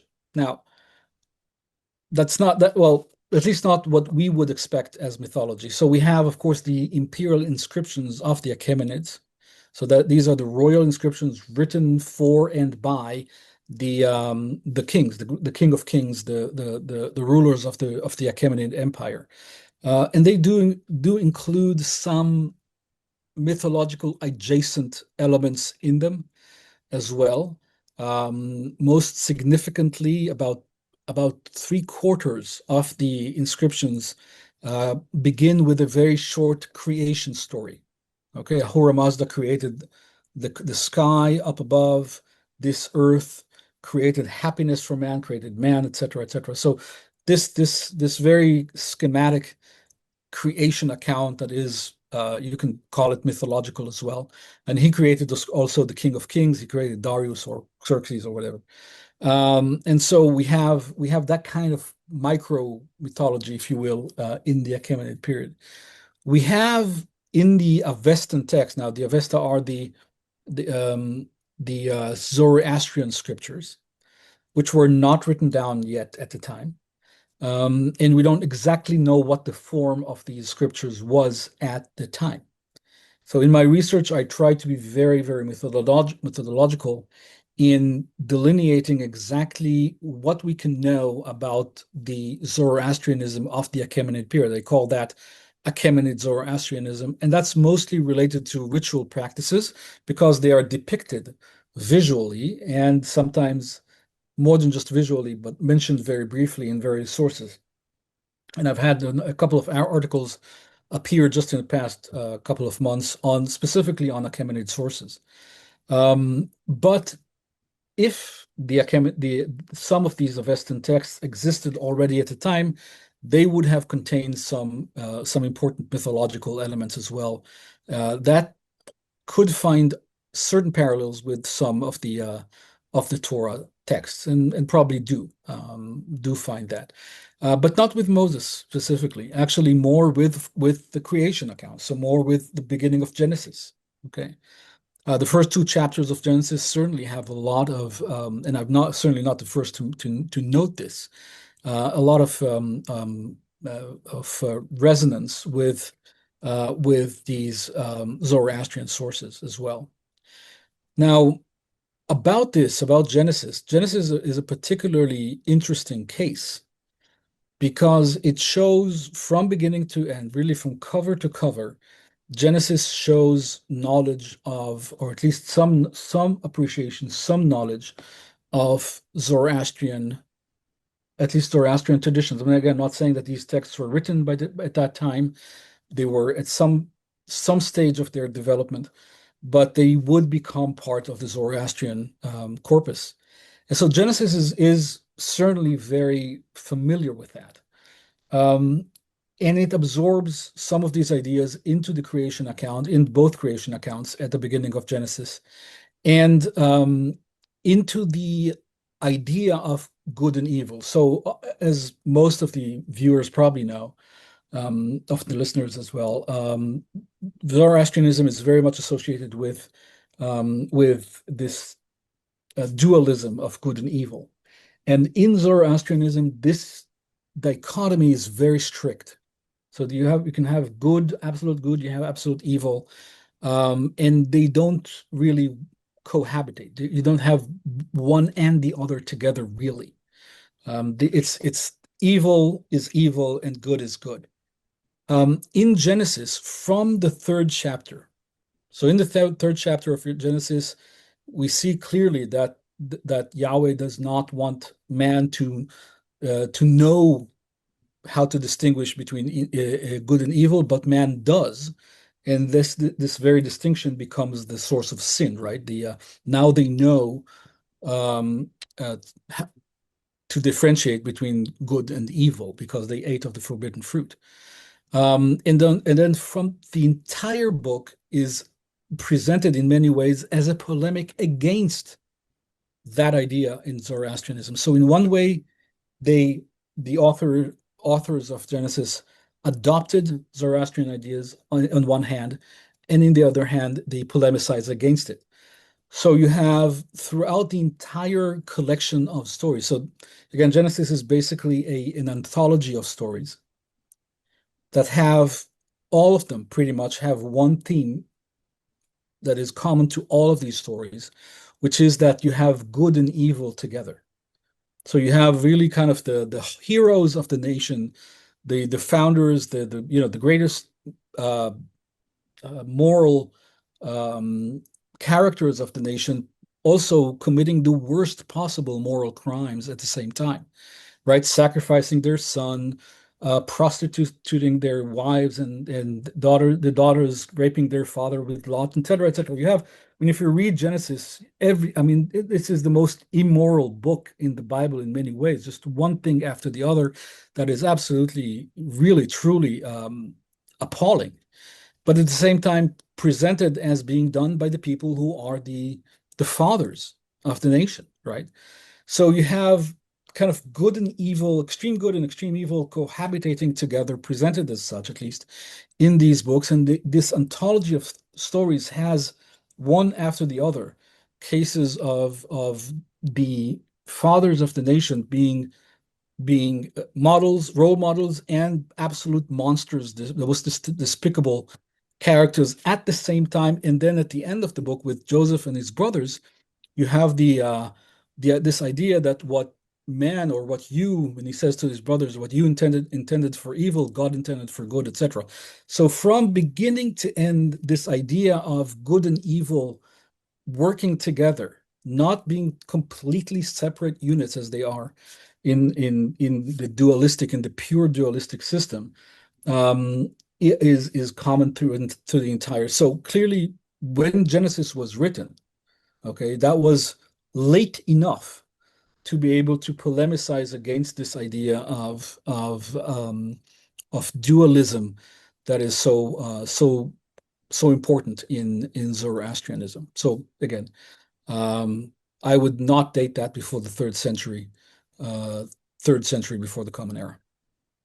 So in other words, they're using the Torah is not only using Persian sources, but it is also using Greek sources. So basically, both are Well, heavily influencing the well, Torah. I'll go even further.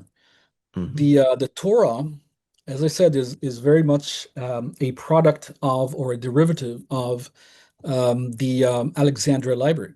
In the Alexandria Library, you had everything that the kings of the Ptolemaic kings could lay their hand on.